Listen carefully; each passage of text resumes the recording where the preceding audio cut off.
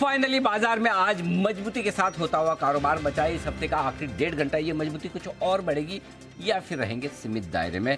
क्या करें बचे हुए 1.5 घंटे में, क्या करें अगले हफ्ते की तैयारी, रहेगा इसी पर फोकस। स्वागत है आप सबका फाइनल ट्रेड में। नमस्कार, मैं हूं अनिल सिंह और नमस्कार, मैं हूं दीपांशु भंडारी। आज जबरदस्त मूड में है बाजार। फाइनली 3 दिन बाद एक अच्छा रिबाउंड आया, सस्टेन कर रहा है, बट अभी थोड़ा सा प्रेशर बना है। इन सारे फैक्टर्स पर बात करेंगे और अनिल जी से समझेंगे भी कि अब बाजार में आपको क्या करना है। आइए उससे पहले इस समय की बड़ी बातें क्या है वो जान लेते हैं। लगभग 80-85 अंक ऊपर ट्रेड करता हुआ निफ्टी सेंचुरी मारकर एक तरह से कह सकते हैं आप 19,500 19,450 की रेंज में ट्रेड करता हुआ आपको इस वक्त दिखेगा। और बैंक निफ्टी आपको दिखेगा 44,700 के बेहद करीब 150 पॉइंट की तेजी के साथ। सेंसेक्स में दिखेगी 350 अंकों की मजबूती, 65,500 का लेवल है यहाँ पर। मजबूत खुलने के बाद छोटे दायरे में ट्रेड करते हुए दिख रहे हैं और एग्जैक्टली कल का हाई आज फिर से निफ्टी ने बनाया है। बढ़ सकते थे और मजबूत हो सकते थे, लेकिन एसबीआई ने बिगाड़ा है काम। नतीजों के बाद स्टॉक में आई है तेज गिरावट, 2.5% नीचे स्टॉक ट्रेड करता हुआ आपको इस वक्त नजर आएगा। तो एसबीआई का प्रेशर थोड़ा सा बाजार पर हावी होता हुआ दिख रहा है। छोटे मजूरी शेयरों में जबरदस्त एक्शन है और ये तो रुकने थमने ठंडे होने का नाम नहीं ले रहे हैं। आधा से 0.5% तक की तेजी आपको नजर आएगी दोनों ही इंडेक्स में, मिड कैप और स्मॉल कैप शेयरों में। डाउ फ्यूचर्स 85 अंक का मजबूत है। नेस्डेक फ्यूचर सेंचुरी मारने के मूड में। यूरोप की बाजार हल्के हल्के हरे निशान में आपको ट्रेड करते हुए दिखेंगे। दीप, ये है अब तक का कारोबार। अब बताइए आप क्या जानना चाहते हैं? क्या जानना चाहते हैं? मैं जानना 2 चीज चाहता हूँ। बताओ। एक तो आप जो थोड़ी वॉलेटिलिटी चाहते थे, इनिशियली वॉलेटिलिटी आई बट उसके बाद बाजार मजबूत रहे। अब एसबीआई के नंबर्स के बाद वापस आपको थोड़ा बाजार ऊपर से प्रेशर में आते दिख रहे हैं, क्योंकि स्लिपेजेस का आंकड़ा काफी बड़ा आया एसबीआई की तरफ से। बाकी नंबर सीखे हैं, स्लिपेजेस इनकी काफी बढ़कर आई हैं क्यों। तो क्या ये वॉलेटिलिटी जो एसबीआई भी क्रिएट कर रहा है, क्या फिर से बाजार में इसका मौका बनेगा? चाहिए थी मुझे, और जितनी मिली उतनी अच्छी है, लेकिन थोड़ी और चाहिए थी। थोड़ी और चाहिए। मैंने कहा 3 राउंड हो जाए तो आज ही काम हो जाए। 3 राउंड नहीं हुआ, एक पहला राउंड हुआ, अब दूसरे राउंड, अब दूसरा हो रहा है। ठीक है ना? तो आज एक बार एसबीआई हटा के मुझे निफ्टी दिखाओ पहले। निफ्टी और बैंक निफ्टी अगर दोनों एक साथ ले आओ तो मजा ही आ जाए। हाँ, ये निफ्टी देखो, पहले खुले, धीरे धीरे थोड़ा बहुत दिन में वापस ऊपर गए और वापस से जो नीचे आना था वो आ गया। और अच्छी बात क्या दीप, एकदम परफेक्ट लेवल पे पहुंचे। आज ऊपर का लेवल अपना क्या है? 19,500 19,550। आज का हाई है 19,538, जो कल का भी हाई यही था 19,537। तो कल के हाई से निफ्टी घुमा है। एकदम पहली रेंज जहां से घूमना चाहिए वहीं से घुमा है। परफेक्ट ऊपर का टॉप बराबर है। लो अपने जहां खुले थे अपनी बात थी कि 19,400 425 एंट्री पॉइंट है, 435 का हाई लो बनाया, तो एकदम परफेक्ट सपोर्ट लेवल के आसपास से वहां से घूम गया। अब आइए बैंक निफ्टी। बैंक निफ्टी अपनी बात थी 45,550 45,625 की रेंज में लेना है, करेक्ट। 45,520 का लो बनाकर एकदम परफेक्ट। 45,100 का स्टॉप लॉस होना चाहिए अगर आपकी शॉर्ट है, या 44,925 45,075 में आपको प्रॉफिट बुकिंग करनी है। सुबह का ये लेवल है। आज का हाई 18 पॉइंट से थोड़ा सा आगे निकला है, 45,118 ब्रॉडली वहां पर। अब 45,000 के इंडेक्स में 10-15 पॉइंट, या निफ्टी में 5-10 पॉइंट एग्जिट तो होगा ना। बिल्कुल वो ऐसा होता नहीं, बुकिश नॉलेज से नहीं चलता। सो ऑलमोस्ट दोनों तरफ मार्केट परफेक्ट ट्रेड कर रहा है। बिल्कुल क्लियर कट डायरेक्शन एकदम बढ़िया है कि आपको आज जो ये ऊपर जाके अब नीचे आया है, इसमें एक चीज अच्छी होगी। वो क्या? कि अब आपको सपोर्ट पता है और उस सपोर्ट पे आपको लेना है। क्लियर है? तो अब बचे हुए समय के लिए अपने को क्या करना है? 19,385 19,425 ये है वो लेवल जहां पे हल्की फुल्की खरीदारी करनी है। और 19,300 आ गया तो भर भर के 3 टुकड़ों में लेना है। 425 385 300। ठीक है, आज सुबह बोला था टुकड़ों में लेना, टुकड़ों में लेना। ठीक है। बेचना का है 500 525 550। ठीक है, 550 नहीं आया, 538 से घूम गया थोड़ा बहुत, वो आपको स्क्रीन पे देख कर डिसाइड। सो अभी भी वही स्ट्रेटेजी बिल्कुल क्लियर करें। बैंक निफ्टी ये अब आप वापस से लेने की रेंज में आ रहे हैं। 44,600, ठीक है, 44,600 यहाँ से आप लेना शुरू करेंगे। थोड़ा नीचे 44,400 375 275 275 400 600 3 जगह आपको लेना है धीमे धीमे। बैंक निफ्टी भी टुकड़ों में लेना है। बैंक निफ्टी में सिर्फ एक छोटी सी समस्या बढ़ी है, बड़ी नहीं बढ़ी, छोटी सी समस्या बढ़ी है। और क्या बढ़ा है कि एसबीआई ने वो जोश जो चाहिए था ना वो नहीं दे रहा, है ना।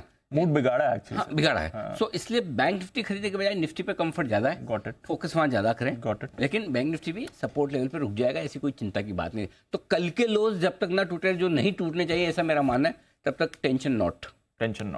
ठीक है। और अब आज के हाईस पार करके टिकेगा तो फिर मजबूती और दिखाएगा। तो तब तक आप एंजॉय करो। उम्मीद करो कि 1-2 राउंड और ऊपर नीचे के 50-75-100 पॉइंट के निफ्टी पे हो जाए, 200-300 पॉइंट के बैंक निफ्टी पे हो जाए। वोलेटिलिटी चाहिए, उतार चढ़ाव चाहिए, थोड़ा कंफ्यूजन वाला ट्रेड चाहिए।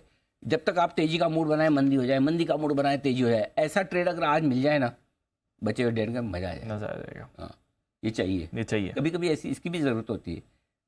कभी आपको होम्योपैथी वाली मीठी दवाई खानी होती है, कभी एलोपैथिक वाली बहुत कड़वी वाली और कभी कभी बहुत ही ज्यादा कड़वी आयुर्वेदिक। हाँ, नीम का पत्ता नहीं, काढ़ा, मतलब वो बहुत ही कड़वा होता है, कलर भी काला, स्वाद भी कड़वा, ऐसा। तो हर तरह की दवा काम आती है। तो we are all right, no problem. Yes, ठीक है। चलिए, नंबर्स आ रहे हैं थिक एंड फास्ट, उस पर फोकस है। हमारे मेहमान भी जुड़ चुके हैं, तैयार हैं। आइए उससे पहले एक बार कुछ इंपॉर्टेंट ट्रिगर्स और आज के जो नंबर्स और खबरें वो जान लेते हैं। अरमान और कुशल दोनों हैं तैयार।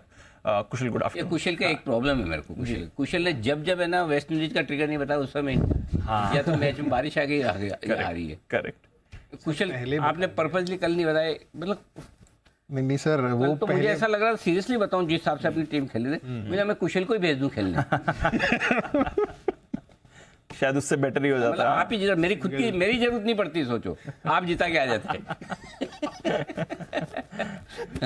तो आगे से प्लीज ऐसा ट्रिगर मिस मत करो, वो अपशकुन हो जाता है।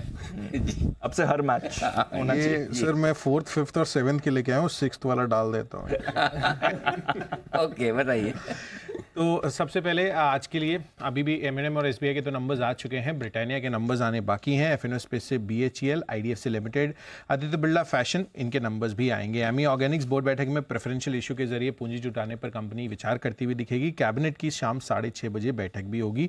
और साथ ही ग्लोबल इवेंट के लिहाज से जुलाई महीने का जो जॉब्स डेटा है US का, वो भी इंपॉर्टेंट होगा। जहां तक कल का सवाल है, F&O स्पेस से BOB, बालकृष्ण इंडस्ट्रीज और बलरामपुर चीनी, इनके नंबर्स आएंगे। नियोजन केमिकल्स पर भी नजर रखिए, पूंजी जुटाने पर नतीजों के साथ साथ कंपनी विचार करती हुई दिखेगी। इजी ट्रिप प्लानर्स है, यहाँ पर भी जो 51% हिस्सेदारी अलग अलग कंपनियों में खरीदी है, उनको शेयर्स इशू करने पर कंपनी बोर्ड बैठक करेगी। 6 अगस्त भारत बनाम वेस्ट इंडीज़, इनका सेकंड ODI होने वाला है। रात 8 बजे ये ODI शुरू होगा। तो ये 6th का आपको अपडेट है। साथ ही मंडे 7 अगस्त रिजल्ट्स के लिहाज से 6 कंपनियां F&O स्पेस की, Godrej consumer products, Ramco cements, Tata chemicals, Torrent pharma, GNFC और इंडिया सीमेंट्स के भी नंबर्स आएंगे। रेट गेन ट्रैवल टेक्नोलॉजीज पर भी नजर रखिएगा। नतीजों के साथ साथ फंड जुटाने पर कंपनी विचार करेगी। और साथ ही गो फर्स्ट का NCLT में टिकट रिफंड की जो याचिका है, उस पर सुनवाई भी होती हुई दिखेगी मंडे को। IPO के लिहाज से यथार्थ हॉस्पिटल फोकस में रहेगा, क्योंकि इसकी लिस्टिंग होने वाली है। सब्सक्रिप्शन ऑलमोस्ट 37 टाइम्स यहाँ पर इसका भरता हुआ दिखा था। साथ ही SBFC फाइनेंस, इसका IPO बंद होता हुआ दिखेगा मंडे को, जो अभी स्टार्ट है, तो आप सब्सक्राइब भी कर सकते हैं। सयाजी होटल्स, इनफैक्ट इसकी जो डिमर्जर है, सयाजी होटल्स इंदौर और सयाजी होटल्स पुणे में, उस डिमर्जर की एक्स डेट भी मंडे को ही है। तो ये सारे अपडेट्स और ट्रिगर्स आपके लिए है अगले 3 दिनों के लिए। Important triggers. आइए, जो कुछ इंपॉर्टेंट नंबर्स आ गए हैं एक बार वो समझते हैं, और साथ ही कुछ और खबरें भी। अरमान, आई थिंक SBI से करिए शुरुआत, स्पेशली जो वीकनेस भी दिख रही है, बताएं इसके नंबर्स और बाकी क्या कुछ आ चुका है आज। जी बिल्कुल, सबसे पहले SBI से अगर स्टार्ट करें तो मुनाफे की अगर आप बात करें तो मुनाफा लगभग 2.8 टाइम्स बढ़कर आया है। NIIs लगभग 25% बढ़कर आए हैं। नेट प्रोविजनिंग की आप बात करें, कि अगर नेट NPA की बात करें, वहाँ पर अगर आप देखें QQ, तो वो अगर आप देखें तो बढ़कर आए हैं, 0.67% से बढ़कर 0.71% आते हुए दिखे हैं। और अगर स्लिपेजेस करें तो स्लिपेजेस अगर आप YOY, तो आपको दिखेगा कि YOY लगभग आपको 21% के आसपास की गिरावट दिखेगी। पर QQ अगर आप स्लिपेजेस देखें तो 141% के आसपास की आपको बढ़त दिखेगी। और निम्स में, जिसमें आप डोमेस्टिक निम ले लीजिए या फिर होल निम ले लीजिए, तो पूरे बैंक्स के निम्स की अगर आप बात करें तो वहाँ पे आपको YOY तो आपको इंप्रूवमेंट दिखेगा, 3.02% से बढ़कर 3.33% है। पर QQ यहाँ पर निम्स भी कम होकर आते हुए दिखे हैं, 3.60% से कम होकर 3.33% पर आते हुए दिखे हैं। वहीं डोमेस्टिक निम्स की बात करें तो वहां पर भी सेम सिमिलर चीज है, आपको YOY तो उछाल दिखेगा, पर QQ अगर आप डोमेस्टिक निम्स देखेंगे तो 3.84% से कम होकर 3.47% के आसपास आते हुए दिखे हैं। M&M यहाँ पर अगर आप बात करें तो मुनाफा 98% के आसपास बढ़कर आया है। कामकाजी मुनाफा भी 47% के आसपास बढ़कर आता हुआ दिखा है। मार्जिन में आपको इंप्रूवमेंट दिख रहा है, 12.2% से बढ़कर लगभग 14.6% के आसपास आते हुए दिखे हैं। अलंबिक फार्मा कंपनी का जो घाटा था 66 करोड़ का, वो इस बार 121 करोड़ का कंपनी को जो मुनाफा आता हुआ दिखा है, और आय में भी आपको लगभग 18% के आसपास का उछाल दिखेगा। जेके टायर मुनाफा लगभग 4 गुना के आसपास होता हुआ दिखा है, आय में भी आपको दिखेगा कि लगभग बढ़िया बढ़ोतरी है, लगभग 2% के आसपास की अगर आप देखें वहाँ पर बढ़ोतरी। कामकाजी मुनाफा देखें 60% के आसपास जो है वहाँ पर बढ़ के आता हुआ दिखा है, क्योंकि जो मार्जिन है वो अच्छे खासे इंप्रूव हुए हैं। 7.8% से बढ़कर जो मार्जिन आते हुए दिखे हैं 12.3% के आसपास मार्जिन आते हुए दिखे हैं। दिव्यानी इंटरनेशनल की बात करें तो इनका मुनाफा 74 करोड़ से कम होकर सिर्फ 12 करोड़ पर आता हुआ दिखा है, और उसी के साथ साथ मार्जिन देखें, मार्जिन में भी कट होती है, 23.4% से कम होकर मार्जिन जो है 20.5% के आसपास आते हुए दिखे हैं। खबरों पे आ जाएं तो खबर ये आती हुई दिखी है कि जहाँ पर कल्पतरु ग्रुप पर इनकम टैक्स की सर्च है, जिसमें आप बात करें तो IT का इन्वेस्टिगेशन डिपार्टमेंट जो है वो यहाँ पर सुबह से जो है सर्च कर रहा है। पॉलीकैब इंडिया यहाँ पर आउटलुक स्टेबल से बढ़ाकर क्रिसिल ने पॉजिटिव किया है। और अंत में ब्लॉक डील की बात करें तो जोमेटो जहाँ पे 2.6 करोड़ शेयर जो कि 0.3% इक्विटी उसके सौदे हुए। ओके, कितने? 2 करोड़? Yes sir, 2.6। देखो 95 रुपए में भी लोग ले रहे 2-2 करोड़ शेयर भर भर के। आएंगे सब आएंगे, कहाँ जाएंगे? 125 में भी लेंगे। रिसर्च आपने की थी ना? वेरी गुड, बहुत बढ़िया। आइए सभी एक्सपर्ट्स का स्वागत किया जाए। कौन कौन आ चुके जरा आइए दर्शन कर लीजिए। वागले साहब हैं और बंसल जी भी हैं, सुमित जी, शरद सवत्सी साहब और साथ ही साथ हिमांशु गुप्ता साहब। Oh my god, Himanshu ji colour देखिए। Himanshu ji, this colour is very famous in Mumbai. You know the reason? No sir. क्या बात कर रहे हो? एक मिनट, कहाँ है? एक मिनट, मुंबई वाले कौन है हमारे? सुमित जी और वागले साहब बताए। आप मुंबई वाले नहीं हो? बंसल जी आप एक मिनट रुको। सुमित जी बताइए, ये कलर क्यों फेमस है हमारा मुंबई में, जो हिमांशु जी आज जो दिख रहे हैं? अच्छा छोड़ो, काली पीली टैक्सी। जी वागले साहब। जी सुमित जी ने सही उत्तर दिया, पूरी तरह से सहमत। सुमित जी ऐसे थोड़ी बोलते हैं, पता हो तो भी बोलना चाहिए, मुझे नहीं मालूम। जी हिमांशु जी बताए। अनिल जी ये थोड़ा सा लाइट का फर्क है, ये ब्लू है, काली नहीं है। कौन सा ब्लू? नहीं हम तो नहीं मान रहे। ये देखो इधर ब्लू ही है। हाँ ये blue. Even Sumit ji is blue. Sumit ji को भी दिखा दो, सुमित जी ब्लू है। मतलब हमें कलर, बेसिक कलर हमें नहीं पता चलता, ये हमारी प्रॉब्लम। हिमांशु जी जानते हैं, नहीं इतना नहीं पता चलता। ये भी नहीं, ये कुछ ज़्यादा नहीं है। हाँ, इंग्लिश कलर वाला मामला हो तो अलग चीज़ है, ऐसे कलर तो पसंद आ जाते हैं। हाँ बंसल जी अब बताइए, आप क्या कहना चाहते थे? Anil ji, this colour is very famous is in Bhojpuri movies. Anil ji, तो आप समझ रहे हैं आज हिमांशु जी क्यों पहन के आ रहे हैं? अच्छा वहाँ भी, वो तो अपनी जनरल सोच रहे हैं कि भोजपुरी मूवी जो बनने वाली है उसमें वो तो हमारे चांस मिल जाए। अनिल जी, वो तो हमारे जीके के दायरे से ही बाहर की चीज़ है। चलिए बहुत बढ़िया, तो हिमांशु जी का भी बहुत बहुत स्वागत है, और बहुत ही शाइनिंग ब्राइट एकदम, मतलब एकदम चमक रहे हैं इसमें।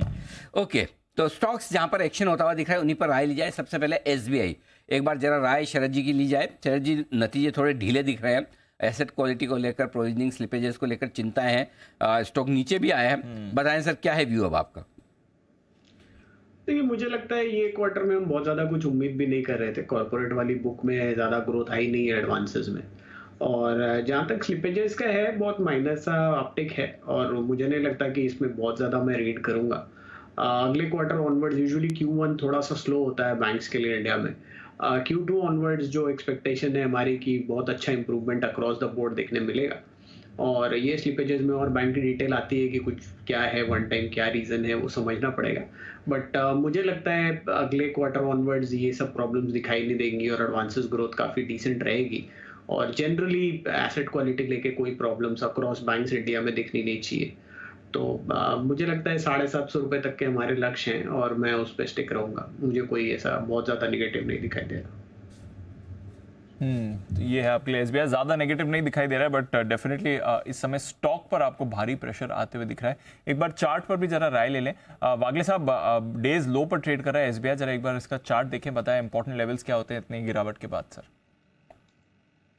दीपांशु, एक्चुअली 580, 500, 582 एक स्विंग लो था, 580 एक सपोर्ट था जो तोड़ा है, लेकिन और वॉल्यूम्स के साथ तोड़ा है, लेकिन ये रिजल्ट के होने के बाद ये समय मुझे यहाँ पर बेचने का कंफर्ट नहीं आ रहा है। मुझे लगता है जो अनिल जी ने कहा, सहमत हूँ उनके साथ। निफ्टी में मुझे लगता है it is waiting for something, मतलब ऊपर में चलने के लिए तैयार है। तो ऐसे माहौल में एसबीआई में बड़ी डाउन मूव आनी नहीं चाहिए, तो आप ट्रैप हो सकते हो अगर आप यहाँ पे बेचते हो तो। हालांकि चार्ट पे वीक दिखता है, मैं बाय करने की सलाह नहीं दूंगा, बट मुझे निफ्टी में बाइंग के संकेत आ रहे, तो मैं थोड़ा सा स्टॉक्स, वो स्पेसिफिक स्टॉक्स कौन से हैं जो आउट परफॉर्म करेंगे वो स्कैन करूंगा। मेरा व्यू पॉजिटिव है मार्केट पे ये लेवल पे। चलिए, व्यू पॉजिटिव है मार्केट के लिए। एसबीआई पर रखिए नजर, शायद सपोर्ट के आसपास ही आपको दिख रहा हो, बट फिलहाल ऑफ कोर्स इस पर थोड़ी कमजोरी आई है। बट एक बार एसबीआई के नंबर्स के बाद जो रिएक्शन आना था निफ्टी बैंक निफ्टी में होते हुए दिख रहा है, क्योंकि अब उन लेवल से थोड़ा ऊपर ही आते हुए दिख रहे हैं। वापस 19,500 की तरफ आ रहा है निफ्टी, और बैंक निफ्टी भी 44,750 के लेवल पर आपको आते हुए दिख रहा है। और फार्मा फिर से मोमेंटम में आ रहा है सर, सारे फार्मा शेयर्स फिर से मोमेंटम में आते हुए दिख रहे हैं। आइए कुछ कॉल्स भी लेंगे हमारे एक्सपर्ट्स के साथ, जैसे जैसे वो कॉल्स आती रहेंगी। कुछ नंबर्स भी आपके सामने आ रहे हैं, भारत डायनामिक्स के भी नंबर्स आपके सामने आ रहे हैं, एक बार इसको भी थोड़ा हाईलाइट कर देते हैं। सुमित जी, एक बार चार्ट भी जरा पुल अप कर लीजिए। भारत डायनामिक्स के नंबर्स कुछ ज़्यादा खास नहीं दिख रहे हैं, मुनाफा का आंकड़ा एकदम फ्लैट है। 40 करोड़ का मुनाफा आपके लिए सिर्फ 2 करोड़ बढ़कर 42 करोड़ का आते हुए दिख रहा है, तो कुछ ज़्यादा खास ग्रोथ मुनाफे में तो आपने नहीं देखी है। ऑलमोस्ट फ्लैट ही मुनाफे का आंकड़ा है, 5% बढ़कर आया है भारत डायनामिक्स का। देखते हैं बाकी नंबर्स कैसे रहे हैं, रेवेन्यू ग्रोथ अगर दिखी है कि नहीं, क्योंकि जिस एक्साइटमेंट से हम डिफेंस स्टॉक्स को देख रहे थे वैसा एक्साइटमेंट दिख नहीं रहा है। आय आपकी 700 करोड़ से घटकर 300 करोड़ की आती हुई दिख रही है, ये सरप्राइजिंग है, देखना पड़ेगा ये कैसे हो गया है। बट अगर ये एक्चुअल फिगर है तो ये तो बहुत ही डिसअपॉइंटिंग नंबर्स आ रहे हैं, और इसलिए स्टॉक आपको थोड़ा नीचे भी दिख रहा है। तो मुनाफा तो एकदम फ्लैट रहा है, 5% की हल्की बढ़त दिखा रहा है, बट आय में आपने बड़ी गिरावट आती हुई देखी है भारत डायनामिक्स के लिए। तो कुछ एग्जीक्यूशन रिलेटेड इश्यूज डेफिनेटली हो सकते हैं इस काउंटर के लिए, जिसकी वजह से आप इतना डिसअपॉइंटिंग आंकड़ा देख रहे हैं जहां तक आय का सवाल है। सुमित जी, एक बार जरा चार्ट देखें, मैं बाकी नंबर्स तब तक पुल अप करने की कोशिश करता हूँ भारत डायनामिक्स से। जो थोड़ा सा दबाव देखने को मिल रहा है, रिसेंट का स्विंग लो ब्रेक हुआ है, 1140 का लो लेवल टूटा है, तो ये एक बार 1100 1080 तक के लेवल दिखा सकता है। स्टॉक का जो पोजिशनल तौर पे ओवरऑल रेंज बना हुआ है 1070 1080 नीचे में, और ऊपर में 1180 1200, ये रेंज अभी स्टॉक की बनी हुई है। इमीडिएट इसका निजेंट रिएक्शन जो रिजल्ट का आना चाहिए वो डाउन साइड का आना चाहिए, 1100 से 1080 तक के लेवल बीडीएल में देखने को मिल सकते हैं। न्यू आधार है, ये कुछ तो चक्कर है, ये कुछ बहुत खराब नंबर। आई थिंक लिस्टेड कंपनियों की तरह क्या मालूम, बट एग्जीक्यूशन कंसर्न्स हैं, बिकॉज 698 करोड़ का रेवेन्यू आपका सिर्फ 298 करोड़ आते हुए दिख रहा है। और क्यूओक्यू भी अगर आप देखें जी तो 798 करोड़ का रेवेन्यू आपका 298 करोड़ आ रहा है, तो बहुत ही खराब एग्जीक्यूशन ट्रेंड ही समझ में आ रहा है इसमें, और तो कोई अदरवाइज एक्सप्लेन नहीं करता कि रेवेन्यू आपका इतना बड़ा ड्रॉप कैसे दिखा सकता है। करेक्ट, तो कमजोरी वाला मामला यहाँ पर दिख रहा है भारत डायनेमिक्स में। नंबर्स हैं बेहद कमज़ोर, इसमें कोई डाउट नहीं। मैनेजमेंट से बात करेंगे तो समझेंगे कि इतनी कमज़ोर परफॉर्मेंस, स्पेशली टॉप लाइन जो घट कर आई है, उसके पीछे कारण क्या। And the only reason sir कि आपका मुनाफा बचा हुआ है वो इसलिए क्योंकि आपकी अदर इनकम बढ़कर आई है। 36 करोड़ की अदर इनकम आपकी 107 करोड़ की आई है, इसलिए आई थिंक इनके मुनाफे पर इतना बड़ा इम्पैक्ट नहीं पड़ा है। मुनाफा इनफैक्ट 5% बढ़कर आया है, बट अगर इस रेवेन्यू से अगर आप कंपेयर करें तो फिर बड़ा हिट आता है सर इनके नंबर्स, बहुत डिसअपॉइंटिंग नंबर है। चलिए डिटेल में और देखेंगे नंबर्स में कमजोर होने की वजह, लेकिन आइए इस बीच हमारे साथ विश्वेश जी भी कार्यक्रम में शामिल हो चुके हैं। कहाँ है विश्वेश जी के दर्शन कराइए एक बार। हाँ आ गए हैं ना, हाँ बिल्कुल आ गए। हाँ बंसल जी ऐसा है, अच्छा ओ कुणाल जी भी आ गए हैं, क्या बात है, वाह वेरी नाइस। लेकिन कुणाल जी आप में और विश्वेश जी में एक फ़र्क है, आने में भी आए आप दोनों साथ में ही है, पूछे क्या फ़र्क है। नहीं अनिल जी नहीं क्या फ़र्क नहीं है, पूछना नहीं है। अनिल जी मैं अनिल जी शुरू से आया हुआ था अनिल जी, आप मुझे देख नहीं पा रहे थे। हाँ। लेकिन अनिल जी मैं बिल्कुल समय से आ गया हूं, तो मेरी हाजिरी अनिल जी 2 बजे के हिसाब से लगा दीजिएगा। बिल्कुल ठीक है, 2 बजे से लगा देंगे। विश्वेश जी 1:55 से हैं, लो कनेक्ट नहीं हो पा रहे थे। आपने बोला 2 बजे से हम मान लेंगे सर। बंसल जी कितने बजे आए होंगे आप बताइए। अनिल जी कुणाल जी तो ऐसे हैं, वो तो मंडे की भी हाजिरी लगा रहे हैं। वो इंग्लिश में एक लाइन है ना, Kunal ji was present tomorrow Anil ji. Too good, very nice. ये अब तक का बंसल जी का सबसे बेस्ट डायलॉग है। Best, Kunal ji was present tomorrow also, very nice. जी विश्वेश जी। देखो अनिल जी, आपका तो डर ऐसा है, हम जब स्कूल में थे ना तो हमारे एक टीचर थे मैथ्स के, दूसरे टीचर का क्लास आप 5-10 मिनट ऊपर नीचे कर दो तो चलता है, उस टीचर के क्लास में अगर हम थोड़ा सा भी लेट पहुंचते थे तो डांट पड़ती थी। तो अनिल जी एक बार मैं लेट हो गया था और बाय गॉड आपने पूरे शो में लेट आने वाले विश्वेश जी से बात करते हैं, लेट आने वाले विश्वेश जी को कॉल देना। उस दिन मैंने बोला भाई दुनिया इधर थी उधर हो जाए, मुझे ये शो में सबसे पहले पहुंचता है। इनफैक्ट आपका खौफ है अनिल जी के बजट के दिन मैं 4 बजे उठ जाता हूँ। तो मैं अनिल जी इसीलिए मतलब आपने लेट आने वाला लेट, इनफैक्ट मुझे 2-3 लोग आइडेंटिटी भी बन गई तब लेट आते हो, मैंने बोला कैसे लेट आने वाले। तो उस दिन से मैंने प्रण लिया कि कुछ भी हो जाए अनिल जी के शो में कभी भी लेट सारे नहीं लोग जाना है, भले सुबह 4 बजे हो या दोपहर को 4 बजे। हाँ, ये खौफ बना रहना चाहिए, अच्छी बात है। लेकिन सारे लोग आपके जैसे अच्छे नहीं होते ना, विश्वेश जी समझा करो। बंसल जी टाइम से आता है, लेकिन कुणाल जी फिर भी अभी भी कुणाल जी को डर है नहीं, अभी नहीं है, थोड़ा थोड़ा आजकल बंसल जी में भी कम होने लगा है। अच्छा, हाँ, 3-4 नंबर पे आने लगे हैं। आइए बिगुल एक हिमांशु जी के लिए, हिटमैन हिमांशु।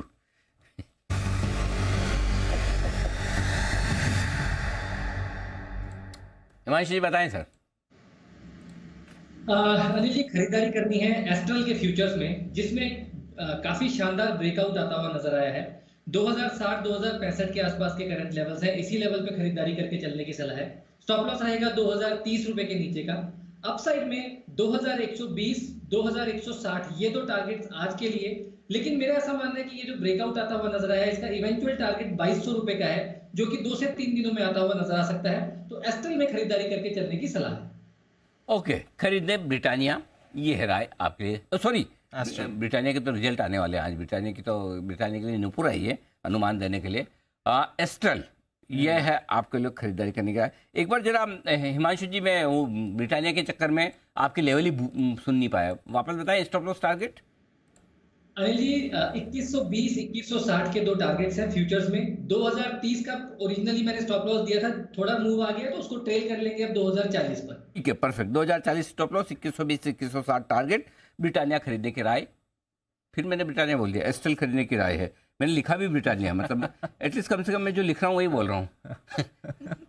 जल्दी से प्रीव्यू ले मैं जल्दी से प्रीव्यू ले लेता हूँ। ब्रिटानिया का नुपुर आ चुकी, लेकिन उससे पहले इतनी भी जल्दी नहीं है। वागले साहब के लिए पहले बिगुल वागले का बंटर।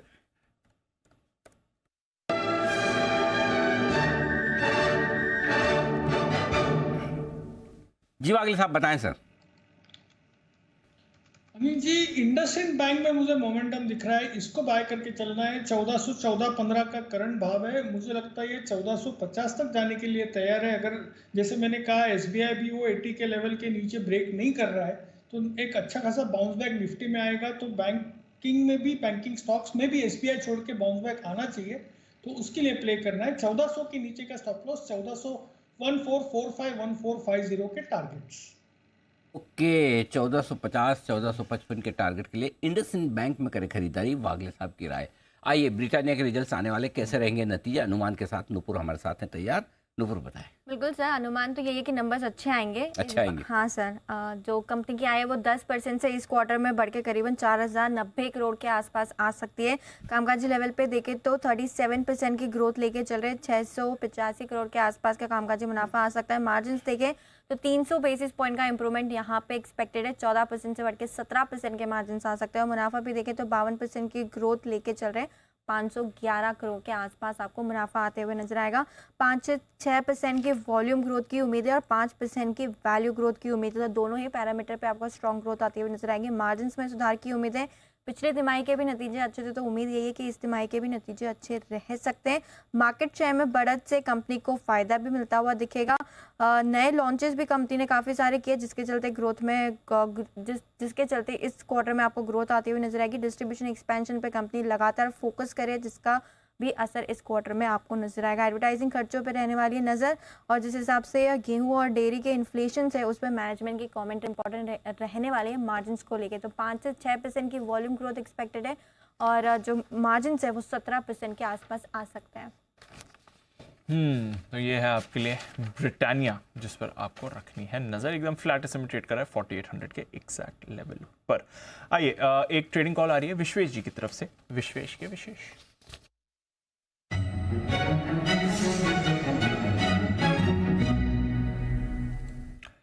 बताएं सर। दीपांशु, खरीदारी की राय है और ये जो मैं ट्रेड दे रहा हूँ फ्राइडे 2:30 हो रहा है, तो मतलब आप एक समझिए कि अगले वीक का पिक ऑफ द वीक हो सकता है और मुझे लगता है ये स्टॉक में surprise very much on the upside. Stock की प्राइस अभी कैश के लेवल बता रहा हूँ 4820 के आसपास चल रहा है और स्टॉक का नाम है इन्फो एज। अभी 6.2 मतलब 6% ऊपर है, 280 रुपीज़ अप है। देखिए आज के दिन में स्टॉक में जो प्राइस वॉल्यूम ब्रेकआउट है that is indicating some massive move और ये जो है ये ट्रेडिंग कॉल है लेकिन स्विंग वाला कॉल है। मतलब हमारे ट्रेडिंग में कहावत है कि एक लॉट लेके बैठना है, इसको काटना नहीं है, वैसे वाली पोजीशन बनानी है यहाँ पे। तो मुझे लगता है यहाँ पे स्टॉप लॉस थोड़ा वाइडर रखेंगे, 4650 के आसपास रखेंगे, 200 रुपये का स्टॉप लगेगा, थोड़ा बड़ा लगेगा। लेकिन उसके सामने जो ब्रेकआउट है दीपांशु, मुझे लग रहा है स्टॉक स्ट्रेट हेडिंग फॉर 5700 मतलब 1000 रुपीज़ का मूव यहाँ से हो सकता है, 900 रुपये का मूव। तो अगले वीक के पॉइंट ऑफ व्यू से ले उतना ही ले जितना होल्ड कर सके। एक lot at the maximum future में आप खरीद रहे हो या फिर आप 4800 का कॉल ऑप्शन भी खरीद सकते हो। मुझे लगता है यहाँ पे एटलीस्ट 500 से 800 रुपये का मूव पेंडिंग है, तो अगले वीक तक होल्ड करना है। नौकरी मतलब Info Edge current market price पे खरीदना है, 4650 का स्टॉप लॉस रिकमेंडेड है। 500 रुपये का टारगेट पोजिशनल कॉल होगी। हाँ विश्व जी सही बोला आपने। जी सर, जी सर। ओहो जी बिल्कुल अनिल जी, वेरी गुड, क्या बात है। 46 अनिल जी मैं जी एक और चीज डिस्कस। जी बोलिए। अनिल जी इसका अर्निंग एक्सपेक्टेड है, रेवेन्यू जो है 5.9 बिलियन एक्सपेक्टेड है और अगर एस्टिमेट ही आप देखें तो ऑलमोस्ट 15 बिलियन का है। तो अगर मैं ओवरऑल फाइनेंशियल एस्टिमेट करूँ तो मुझे लग रहा है रिजल्ट से पहले ये ऐसा कहते हैं ना, price reflects everything which is known to the market. एक बहुत अच्छी किताब है Anil ji, reminiscence of stock operator, उसमें ऐसा कहा जाता है price reflects everything which is known to the stock market. तो इसका मतलब इन्फॉर्म्ड बाइंग है ये, जिस हिसाब से प्राइस वॉल्यूम है ये। अगर मैं देखता हूं कि क्या ट्रिगर हो सकता है तो मैं देखता हूं अर्निंग है और अर्निंग का एस्टिमेट ऑलरेडी बहुत हाई है। मुझे लगता है बहुत बम्पर अर्निंग आनी चाहिए और जिस हिसाब से वीकली चार्ट पे डबल बॉटम बना है अनिल जी, ये स्टॉक चला ही नहीं। आप समझिए ये लेवल भी अगस्त 2022 के बाद आए, मतलब एक साल के बाद का डबल बॉटम अगर टूट रहा है तो ये अनिल जी 1000 रुपये तो चलना ही चाहिए अनिल जी। और मुझे ऐसा लगता है जो आउटलुक ओवरऑल बेरिशनेस है आईटी के ऊपर, उसके हिसाब से शायद यहाँ पे बीट आ सकता है कंपेयर टू अदर स्टॉक्स। गजब, क्या बात है। 5700 के बड़े बड़े टारगेट के लिए खरीदारी की राय, इन्फो एज, नौकरी ज्वाइन करें अगले हफ्ते तक के लिए, ऐसा मानना है विश्वेश जी का। आइए सुमित जी के लिए बिल्कुल सुमित का सुपर हिट।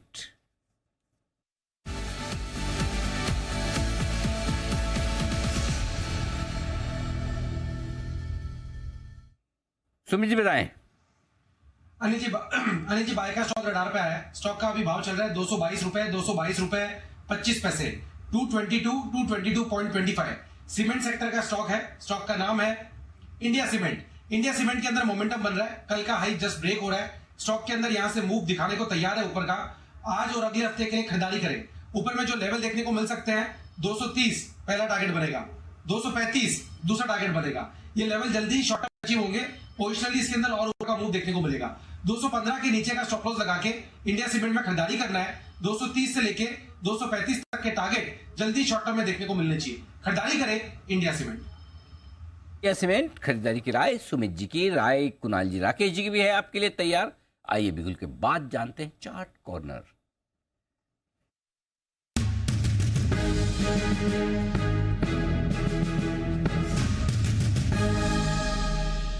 बताएं sir. Anil ji chart corner pick है विप्रो पर, एकदम जानदार शानदार रिवर्सल है। स्टॉक ने 407 के एक नेकलाइन को तोड़ा है और जिस तरीके का टेक्निकल स्ट्रक्चर है 420 422 के लेवल्स यहाँ नियर टर्म में देखने को मिल सकते हैं। तो शॉर्ट टर्म के नजरिए से, बीटीएसटी के नजरिए से एकदम परफेक्ट कैंडिडेट है। ओवर टू कुणाल जी।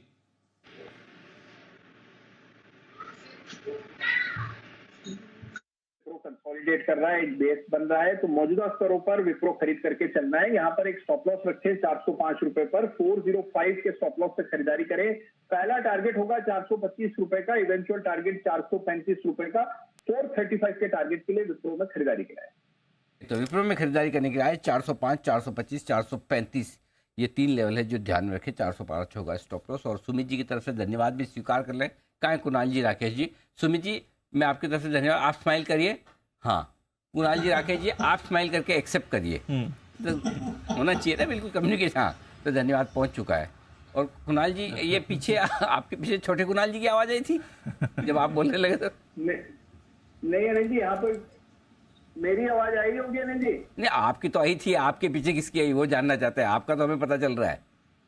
वो बच्चे की मेरे पीछे किसी का हाथ नहीं है अनिल जी। हर सफल व्यक्ति के पीछे किसी का हाथ होता है अनिल जी। मैं पूरी तरह सफल नहीं हुआ अनिल जी अभी। अच्छा, मुझे लगा पीछे से किसी बच्चे जैसी आवाज आई थी, मुझे लगा आपका आई थी। नहीं आई थी, स्टार्टिंग में आई थी। स्टार्टिंग में आई थी छोटे कुणाल जी। अच्छा, सुमित जी बोले थे पीछे से। सुमित जी हाथ खड़ा कर रहे हैं। मेरी आवाज आई। ओके, चलिए, तो विप्रो सुमित जी के बाद कुणाल जी राकेश जी को भी पसंद आ रहा है। ओके, 2:30 बजे की स्ट्रेटेजी डीप अभी कर लेंगे, थोड़ा वक्त है। I am ready. चलिए, बाजार भी रेडी है सर जानने के लिए। आपकी स्ट्रेटेजी ले लें? बिल्कुल तैयार। ये लेते हैं अनिल जी की स्ट्रेटेजी।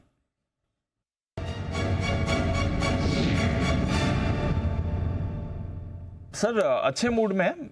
थोड़ा जो डिप आया था एसबीआई के बाद संभला हुआ है। डाउ फ्यूचर्स सुबह से ही पॉजिटिव है। नास्डैक फ्यूचर्स में आपको अच्छा एक्शन दिख रहा है। अमेजॉन का स्टॉक कल पोस्ट मार्केट ट्रेडिंग में 9% ऊपर था, तो उसका रिएक्शन आज शाम को आएगा। एसएनपी में तेजी है। आज इनका जॉब्स डेटा आने वाला है सर, सब एक्सपेक्ट कर रहे हैं, तो वहां पर भी नजर है। यूरोप के बाजार में भी आज रिबाउंड है, हल्की बढ़त इस समय दिख रही है। ओपेक की बैठक है, उससे पहले कच्चा तेल मजबूत है और रुपया लगातार तीसरे दिन कमजोर है। बताएं सर क्या करना है?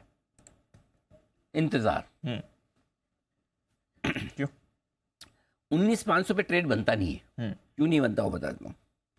19,500 ही आपके लिए मेक और ब्रेक लेवल है। 19,500 के पुट पर 87 लाख 87 लाख शेयर है। कॉल्स पे 82 लाख लगभग बराबर के। हाईएस्ट ओपन इंटरेस्ट है आपका नीचे 19,400 पर 89 लाख, 19,600 पर highest 83 lakh. So basically market ने अपनी रेंज तय कर ली थी ना। 19,400 के नीचे आज इसको जाना है, ना 19,600 को पार करना है। उस रेंज को भी मैं और छोटा कर दूं। अच्छा। और वो छोटा करके ये आती है 19,550 19,450, इस रेंज में वक्त बिताना है। तो अब 19,450 के आसपास आए तो लीजिए, 19,550 के आसपास आए तो दीजिए। और ज़्यादा संभावना है कि ये घूम फिर के कहीं न कहीं यहीं क्लोजिंग करने के मूड में 19,500 525 के आसपास यहीं पर क्लोजिंग करने के मूड में। तो अब से लेकर अगले 1.5 घंटे तक ज़्यादा कुछ होगा नहीं कि आप उसमें पोजीशन बनाने की कोशिश करें। बनानी तो एक ही कंडीशन में, जब अपने लेवल के आसपास आए तो लीजिए, अदरवाइज नहीं। 450 400 की रेंज में आए तो लेना है। 525 550 575 की रेंज में आए तो वहाँ देना है। फिलहाल कुछ नहीं करना। ठीक है। और ऊपर से आपको डाउ फ्यूचर थोड़ी मजबूती, अब भगवान जाने अमेरिका में मजबूती होगी थोड़ी कमजोरी, अपने को तो पता नहीं, लेकिन मजबूती के संकेत तो दे रहा है। और कल का जो मूव अमेरिका में जो था उसको देख के तो ये लगता है कि फिच तो गया, फिच हो गया फुस, भूल ही गए। हाँ, सो अब तेजी तो बनी सकती है। तो इसलिए मंदी करने का तो वैसे भी लेवल नहीं है। और कल भी अपने यही बात कर रहे थे कि आप मंदी मत करिए, लो मत लो, आपकी मर्जी है, बेचो मत। आज भी यही राय, लो मत लो, बेचो मत। ठीक है। और बाकी रहा सवाल मंडे से नए हफ्ते की शुरुआत है, दम लगा के काम करिएगा। वापस से सारे आज क्लियर हो जाएंगे आपके फंडा। आज की खरीदारी में एफआईएस के नंबर भी ठीक ठाक आ गए अगर, तो आपको मूड माहौल और लग तो रहा है स्क्रीन पे कि एफआईएस का खरीदारी का छोटा आंकड़ा आएगा। बड़ा तो नहीं आएगा, छोटा आएगा जरूर। छोटा आएगा, ये क्लियर है। अब आइए बैंक निफ्टी। न इसको 44,500 नीचे जाना है, ना 45,000 पार करना है। दोनों तरफ इसने वो बना रखे पिलर, लेकिन पोजीशन थोड़ी छोटी है। तो इसी रेंज में रहना है। 44,500 के आसपास आए, अपना फंडा क्लियर है। 44,550 44,625 खरीदारी की रेंज है। ऊपर में 44,875 925 बेचने की रेंज है। लेकिन बैंक निफ्टी में मैं खरीदने के पहले थोड़ा सतर्क हूँ। मुझे बैंक निफ्टी ऊपर में बेचने में ज़्यादा इंटरेस्ट है और निफ्टी नीचे में खरीदने में ज़्यादा इंटरेस्ट है। ओके। क्योंकि एसबीआई के रिजल्ट के बाद बैंक निफ्टी की अपसाइड एक बार थोड़ी लिमिट हो गई है।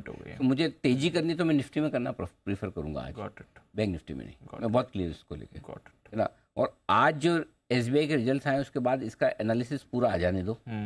मंडे डाउनग्रेड कितने आते हैं, आते हैं नहीं आते हैं, आते तो कितने आते हैं, वो बैंकिंग सेक्टर का डिसाइड करेगा कि 46,370 बैंक निफ्टी का जो टॉप बन गया वो जल्दी में पार होना है कि नहीं होना। अगले अगर ये डाउनग्रेड मतलब रेटिंग डाउनग्रेड नहीं होंगे, टारगेट अगर डाउनग्रेड ज़्यादा है एसबीआई में तो अगले 3 महीने अगले रिजल्ट तक आपका 46,370 पार नहीं होगा। अच्छा, ये मैं बहुत बोल्ड स्टेटमेंट दे रहा हूँ। Based on SBI. Based on SBI. अच्छा। हाँ, अगर एसबीआई के रिजल्ट बाजार को नहीं पसंद आते हैं डिटेल में तो फिर और मैनेजमेंट की कमेंट्री भी आप समझ में आएगी क्या है, तो 46,370 अगली तिमाही के पहले पार नहीं होगा। ठीक है, तो इसलिए मैं आज बैंक निफ्टी को थोड़ा साइड में रखा हूँ। और अगर एसबीआई ठीक बोलता तो ज़्यादा खराब भी नहीं होगा। तो इसलिए अभी आज बैंक निफ्टी साइड में रखो आप, ठीक है। 44,545,000 ये आपका हो गया। निफ्टी पे फोकस, निफ्टी पे फोकस है सर हमारा। चलिए ठीक है, करेंगे इस पर फोकस। कुछ ट्रेडिंग कॉल्स तो आ रही हैं, स्टॉक स्पेसिफिक एक्शन इस समय बना हुआ है। आइए एक बिगुल हिमांशु जी के लिए, हिटमैन हिमांशु भी।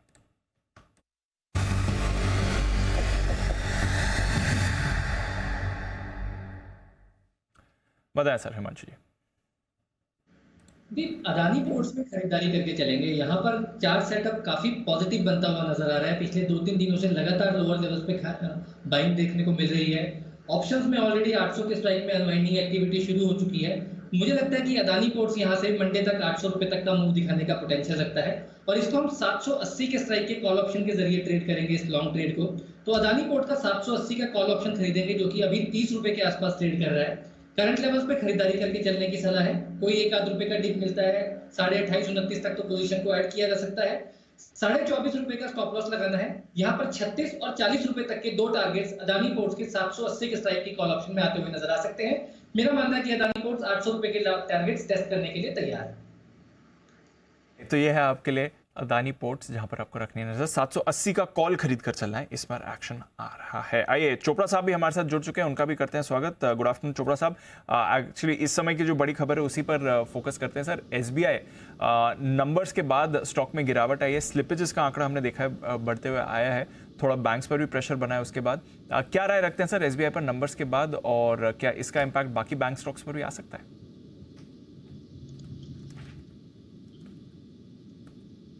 मार्केट लीडर होता है वो निश्चित रूप से एक ओपिनियन लीडर होता है और ओपिनियन लीडर्स को फॉलो करते हैं बाकी सारा इंडस्ट्री। तो ये अच्छे चांसेस हैं कि ये इस रिजल्ट के जो थोड़ा नेगेटिव इम्पैक्ट आया है, अभी मार्केट ने जो इसको नेगेटिवली लिया है, इसको थोड़ा सा बैंकिंग क्षेत्र में हमें इफेक्ट आता हुआ दिखे। और अनिल जी की बात से मैं बिल्कुल अग्री करता हूं कि अगर एसबीआई में दोबारा से गर्मी नहीं आई या दोबारा से तेज़ी नहीं आई तो ये संभावना है कि जो हाई बना था वो कुछ समय के लिए वहीं रुक जाएगा, क्योंकि इसका लौटना बहुत ज़रूरी है। मुझे लगता है कि अगर एसबीआई थोड़ा सा भी यहाँ से रिकवरी देना शुरू करता है तो अच्छी संभावना है कि दोबारा से बाजार ऊपर की तरफ चलेंगे, और बैंक निफ्टी खास करके। तो अच्छा रनअप ऑलरेडी हम देख चुके थे बैंकिंग क्षेत्र में, और मुझे लगता है कि एक करेक्शन जो कि लाजमी भी थी, ज़रूरी भी थी हेल्दी करने के लिए, तो वो हो रही है। और आई थिंक करेक्शन होना भी बहुत ज़्यादा ज़रूरी है, क्योंकि एक तरफा बाजार चले या स्टॉक चले वो कभी भी हेल्दी नहीं होता, ना मार्केट के लिए ना कंपनी के लिए। ये है आपके लिए एसबीआई पर चोपड़ा साहब का view. Welspun corp, I think यहाँ पर नंबर ज़रा देखिए, स्टॉक पर रिएक्शन भी आ रहा है। मुनाफा इनका 4 करोड़ से बढ़कर 165 करोड़ आपको आते हुए दिखा है। डेफिनेटली कुछ एडजस्टमेंट फैक्टर्स हैं यहाँ पर जहाँ पर आपको मूव आती हुई दिख रही है। 4 करोड़ का मुनाफा आपके लिए बढ़कर 165 करोड़ का आ रहा है। रेवेन्यू यहाँ पर आपने 3 गुना की ग्रोथ देखी, 1322 करोड़ का रेवेन्यू 4070 करोड़ का आपको आते हुए दिखा है। कामकाजी मुनाफा 30 करोड़ का आपके लिए 370 करोड़ का आते हुए दिखा है। 11 गुना कामकाजी मुनाफा बढ़कर आया है, ऑलमोस्ट 12 गुना बढ़कर आया है। मार्जिन्स 2.2% के 9.1% आए हैं। रेवेन्यू लेड ग्रोथ है, बट ज़बरदस्त मूव आपको वेल्सपन कॉप के नंबर्स में आती हुई दिख रही है। बढ़िया नंबर्स हैं, कुछ और रीजंस भी फाइंड आउट करेंगे इस शानदार नंबर्स के पीछे एक्चुअल परफॉर्मेंस के रीजंस क्या है, बट रेवेन्यू लेड ग्रोथ अच्छी आती हुई दिख रही है। 3 गुना आपने आय में उछाल आते हुए देखा है वेल्सपन कॉप के। आइए एक बार जरा कुणाल जी से चार्ट्स पर राय भी ली जाए। कुणाल जी, वेल्सपन कॉप जरा देखें, 3.5% ऊपर सर इस समय। देखिए सुपर ट्रेंड चल रहा है यहाँ पर दीपांशु, बहुत समय से अप ट्रेंड का, और एक लगातार जब से इस स्टॉक में ब्रेकआउट हुआ है स्टॉक ने पीछे मुड़ करके नहीं देखा। मुझे लगता है और ऊपर के स्तर आते हुए दिखेंगे। अब एक रिवाइज स्टॉप लॉस रखना चाहिए 325 के आसपास, जिनके पास पहले की ओपन पोजीशन है 325 का स्टॉप लॉस रखें। मुझे लगता है 365 370 के भाव भी इसमें आते हुए दिख सकते हैं, कोई आश्चर्य की बात नहीं है। मौजूदा स्तरों पर होल्ड करने की राय। ओके, तो ये है आपके लिए वेल्सपन कॉप। बढ़िया नंबर्स आते हुए दिख रहे हैं और स्टॉक पर भी आप वैसा ही एक्शन बनते हुए देख रहे हैं। एक बिगुल सुमित जी के लिए, सुमित का सुपर हिट।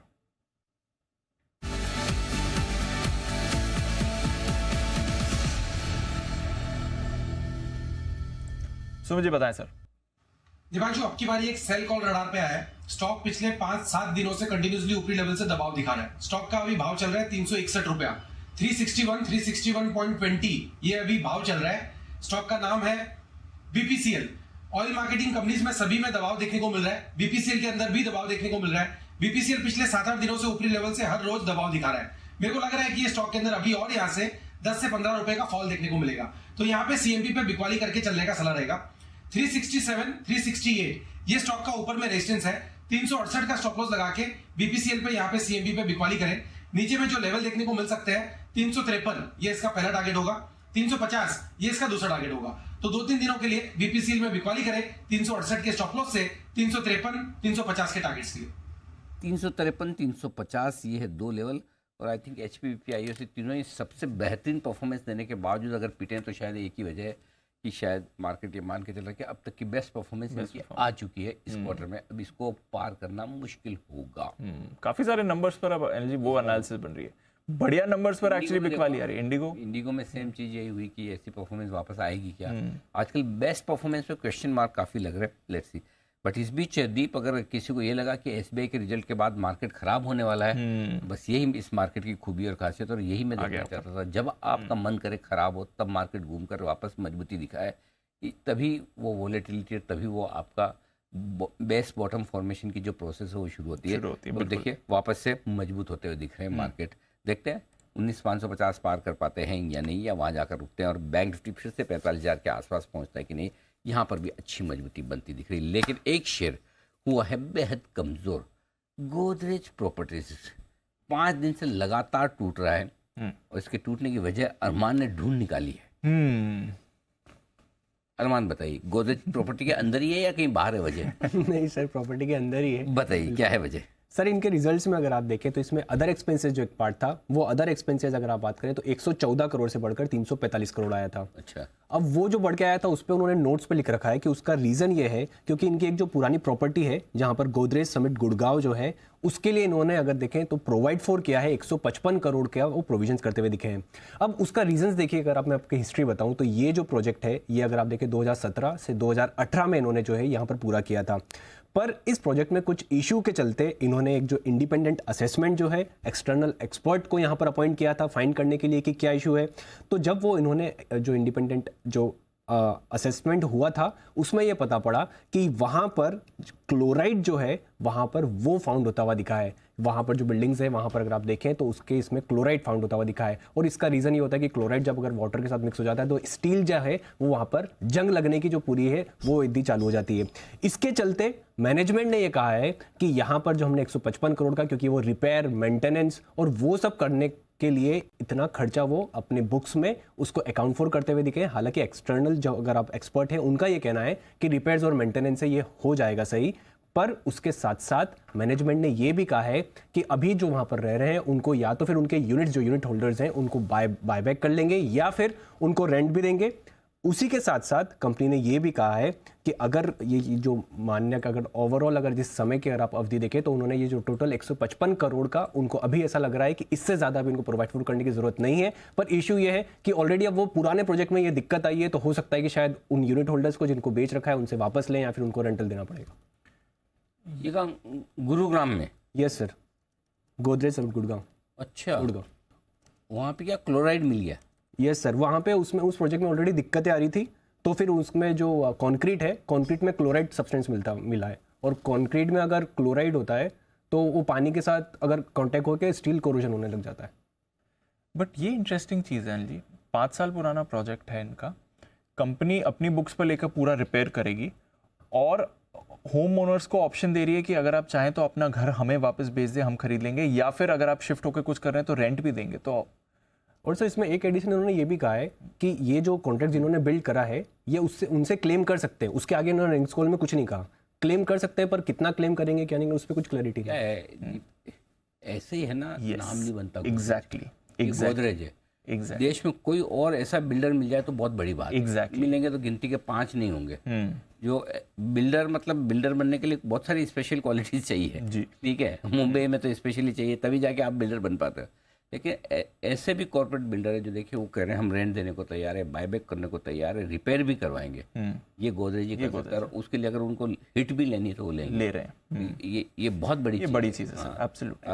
अब तो आदि गोदरेज साहब आजकल अब इंटरव्यू देना बंद कर चुके हैं, क्योंकि एज इफेक्ट है, तो वो थोड़ा उनको कान में वो ईपी लगा के सुनने में भी थोड़ी दिक्कत होती है, तो मैंने साल 1.5 साल 2 साल पहले तक तो काफ़ी किए हैं, लेकिन जो कॉर्पोरेट गवर्नेंस के मामले में है ना गोदरेज ग्रुप बिल्कुल कोताही नहीं, मतलब अमेजिंग है, मतलब वो एकदम नीट एंड क्लीन, कहीं भी नुकसान हो जाएगा चलेगा, एक कस्टमर के साथ अपने जो भी लैंडर्स हुए हैं या फिर आपके सप्लायर्स हुए कभी गलत नहीं किया। ये गोदरेज की अच्छी बात है, ये बड़ी क्वालिटी है। तो स्टॉक गिर रहा है, ठीक है, स्टॉक का गिरना अपनी जगह है, बट वाकई में ये बड़ी चीज़ है। तभी फिर इनके प्रॉपर्टीज पर आप प्रीमियम भी देते हैं। एब्सोल्युटली, इसलिए ऐसे इशू आए तो वो ठीक करके देगा। ये तो क्या है, अगर सपोज आपने यही फ्लैट किसी और ऐसे बिल्डर के पास खरीदा हो जो वाकई में बिल्डर भूल के चला गया, तो पता चला कि आपकी जिंदगी भर की कमाई निकल गई। गोदरेज को आप 20% प्रीमियम इसीलिए देते हैं, एग्जैक्टली इसी बात के देते हैं। पास वाली बिल्डिंग 20-25% सस्ती मिलेगी आपको। यस, बिल्कुल, ये फर्क है। तो गुड़गांव वाला मैटर है, जरा एक बार राय गुड़गांव के करीब वाले हमारे चोपड़ा साहब से ली जाए। चोपड़ा साहब, बड़ा इंटरेस्टिंग डेवलपमेंट गुड़गांव में हुआ है जिसकी वजह से गोदरेज प्रॉपर्टीज गिरा है, ये जो खबर आ रही है, बताएं सर। ठीक है, थोड़ा टेक्निकल पॉइंट है अनिल जी, मैं कोई एक्सपर्ट नहीं हूँ सीमेंट और उसकी चीज़ों पर। मुझे ऐसा लगता है कि स्ट्रक्चरल डैमेज हो रहा होगा और इस स्ट्रक्चरल डैमेज की वजह से हो सकता है बिल्डिंग को नुकसान हो सकता है या फ्लैट को नुकसान हो सकता है। और इसके चलते हुए आपने बिल्कुल ठीक बात बोली कि कितने ऐसे लोग हैं जो कि अपने फॉल्ट को ओन अप करते हैं। अगर आप बड़ी बड़ी कार कंपनीज को देखें, BMW, ऑडी, मर्सिडीज जैसी कंपनीज, अब तो भारत में भी रिकॉल्स होने लगे हैं, तो वो कंपनीज अपनी गलती मानती हैं, वो उसका कॉस्ट पे करती हैं और हर्जाना भी देती हैं ताकि उनका ब्रांड नेम जो कि कहीं बड़ा है स्टॉक प्राइस के मूवमेंट से, उसको एक लॉन्ग टर्म में बचा के चल सकें। तो जाहिर बात है कहीं ना कहीं कुछ स्ट्रक्चरल इशू होगा जिसकी वजह से स्ट्रक्चर डैमेज हो रहा होगा या कमज़ोर हो रहा होगा, इसलिए उन्होंने ऐसी डिसीजन लिया है। पर मुझे लगता है ये कंपनी बहुत अच्छी है, वापस आ जाएगी। और ये जो टेम्परेरीली हम इसमें कुछ गिरावट देख रहे हैं, और मैं बार बार बोल रहा हूँ, जिस जगह पे मार्केट्स हैं वहाँ पर स्टॉक्स कोई ना कोई बहाना बना के करेक्ट भी हो रहे हैं। और ऐसा नहीं है कि कंपनी में कोई समस्या आ गई है या स्टॉक में या कुछ फंडामेंटल्स चेंज हो गए हैं, बट कुछ भी बहाना बनता है। और इसमें जैसे ये वाला इशू आया, इसके चलते हुए थोड़ा करेक्शन हो रहा है। मुझे लगता है अगर ये आपको 1350-1400 के लगभग मिलता है, बहुत ही अच्छा बाय है लॉन्ग टर्म के लिए, तो गोदरेज में खरीदारी की जा सकती है। अभी थोड़ा सा इंतजार करें, बिल्कुल अभी कूद के खरीदने की आवश्यकता नहीं है, आराम से खरीदें। लेकिन गोदरेज प्रॉपर्टीज पर एक स्पेशल टिप्पणी और राय भी बंसल जी की भी है तैयार। बंसल जी मुंबई तक के मामलों में राय रखते हैं, हमारा फ्लाईओवर नहीं बना लोअर परल का, तो बंसल जी की राय पता रहता है। तो गुड़गांव की हो, बंसल जी की राय ना हो, ऐसा हो नहीं सकता। जी बंसल जी बताएं। देखिए अनिल जी, ये जून में ना IIT दिल्ली की एक ऑडिट रिपोर्ट आई है जिसमें उन्होंने द्वारका एक्सप्रेसवे के कुछ जगह पर ना रेड फ्लैग कराया है कि क्लोराइड की मात्रा ज्यादा है, जिससे जो अभी अरमान ने बोला स्टील में जो स्ट्रक्चर में डैमेज हो रहा है। तो उसके बाद अनिल जी ये प्रोविजनिंग हुई है। तो ये द्वारका एक्सप्रेसवे का है, वहां पर उन्होंने पर्टिकुलरली 2 सोसाइटीज को उन्होंने रेड फ्लैग भी दिया है, बट वो तो हरकत में आया नहीं है। और गोदरेज अनिल जी हरकत में आ गया है, जो भी आपने बोला कि प्रीमियम देते हैं। तो ये पर्टिकुलर अनिल जी एग्जैक्ट जो एरिया है गोदरेज प्रॉपर्टीज का है, और जून में IIT दिल्ली ने एक रिपोर्ट निकाली थी। और अनिल जी ये जो प्रिंट मीडिया उसने इसको कवर भी किया था, और देखिए जून में आया और अभी गोदरेज प्रॉपर्टीज हरकत में भी आ गए। बिल्कुल, तो इंटरेस्टिंग चीज। और ये इस बीच हुडको के नतीजे आ चुके हैं, और हुडको पिछले कई दिनों में लगातार रिकमेंडेशन लिस्ट में भी रहा है। 446 करोड़ का मुनाफा आया है, 442 करोड़ से बढ़कर, तो मुनाफे में 412 करोड़ से, माफ कीजिएगा, तो लगभग मुनाफे में 10% के आसपास की बढ़त आपको दिखेगी। 1749 करोड़ से आय बढ़कर 1843 करोड़, तो आय और मुनाफे में दोनों में बढ़त है। शेयर में भी बढ़त है 1.5% की। हुडको ये है स्टॉक आपके सामने इस वक्त। जरा एक बार सुमित जी को पसंद, सुमित जी को भी पसंद, कुणाल राकेश जी को पसंद है। कुणाल जी बार बार दे ही देते हैं वैसे, तो सुमित जी की रडार वाला और उनकी रेंज वाला स्टॉक भी है। सुमित जी हुडको के चार्ट देखिए।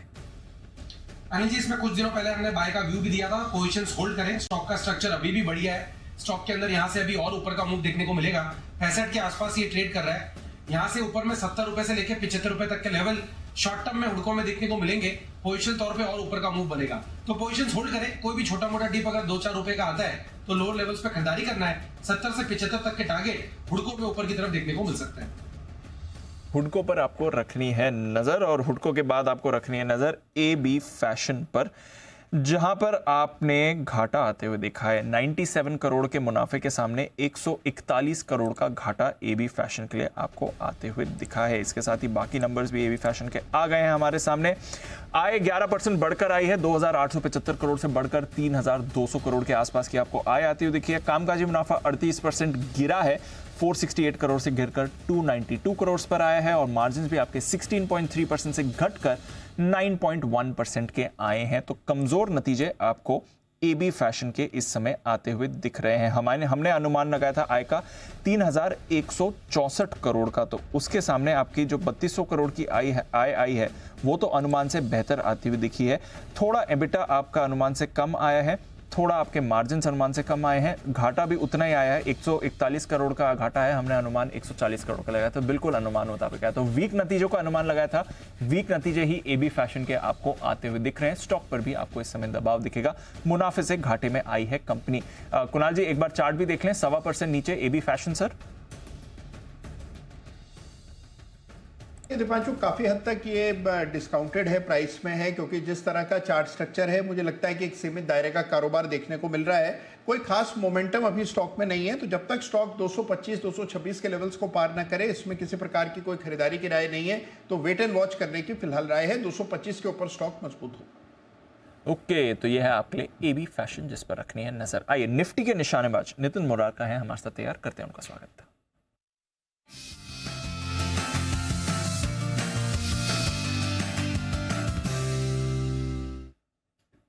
गुड आफ्टरनून नितिन जी, बताएं सर क्या कर रहे हैं इस बाजार में आज? अभी यहाँ पे 19,550 की कॉल ऑप्शन लेंगे, 80 में मिल रही है। 19,550 की कॉल ऑप्शन 80 में मिलेगी। इसका स्टॉप लॉस बनेगा आपको करीब करीब 55 रुपए का, 55 का सेल बनेगा। और अभी क्लोजिंग में मुझे ऐसा लग रहा है कि एक बाउंस आना चाहिए और ये 115 से 120 तक हो सकती है। तो 115 से 120 का टारगेट है, 80 में लेना है। स्टॉप लॉस हो गया 55 का। 55 के स्टॉप लॉस के साथ खरीदारी करनी है आपको 19,550 के कॉल ऑप्शन में, और डे हाई के करीब पहुंचता हुआ फिर से निफ्टी 3 बजे के पहले ही डीप लगता है। इसका मतलब भी है कि डे हाई के आसपास बंद करने की तैयारी बाजार की होती हुई दिख रही है। इसका मतलब यह है कि बैंक निफ्टी 45,000 की तरफ बढ़ना है और निफ्टी को 19,550 के आसपास बढ़ना है। नितिन जी, बैंक निफ्टी पे भी कोई व्यू है? नहीं है, चलो कोई बात नहीं। आइए विश्वेश जी के लिए एक बिल्कुल विश्वेश का विशेष।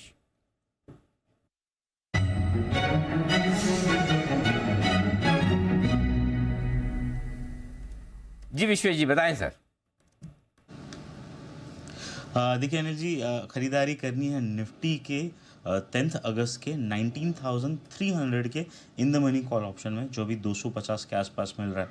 मेरा ये मानना है कि निफ्टी में जो लास्ट 3-4 दिन में जो गिरावट आई है वो एक क्रिटिकल लेवल को टेस्ट हुआ, वहाँ से बाइंग आया और फिर आज जो आफ्टरनून सेशन तक पुल बैक आया, वो पूरा फॉर्मेशन है, एक बुलिश रिवर्सल फॉर्मेशन होता है जिसको इन्वर्टेड हेड एंड शोल्डर कहते हैं। उसका यहाँ पे एकदम कंप्लीशन हो चुका है और मुझे ऐसा लगता है कि जिस हिसाब से निफ्टी में बाइंग है, 20 DMA का लेवल अगर प्रिसाइसली मैं कहूँ आपको तो आज के दिन का 19,530 है। अब अगर निफ्टी 19,530 के ऊपर जाता है तो जो अगला टारगेट अंडरलाइन पे बनता है, मतलब स्पॉट पे, वो बनता है 19,700 का। इवन दो अगर यहाँ से थोड़ा बहुत पुल बैक आना भी है तो मुझे लगता है कि 19,700 जाने के बाद आएगा। तो उस सूरत में हम in the money call option जो 19,300 का खरीद रहे हैं वहाँ पे स्टॉप लॉस थोड़ा सा डीप रखेंगे, because that will give us safety. 160 rupees का स्टॉप लॉस, उसके सामने 300 और 345, ये दो टारगेट के लिए निफ्टी का 10 अगस्त का 19,300 का कॉल ऑप्शन खरीदना है। एटलीस्ट 2 या 3 दिन तक होल्ड करना पड़ेगा, मतलब मंडे ट्यूसडे तक का ये व्यू है। बैक टू बैक निफ्टी पर कॉल ऑप्शन खरीदने की राय आ रही है। नितिन जी को पसंद आया था 19,550 का कॉल और विश्वेश जी को पसंद आ रहा है 19,300 का कॉल।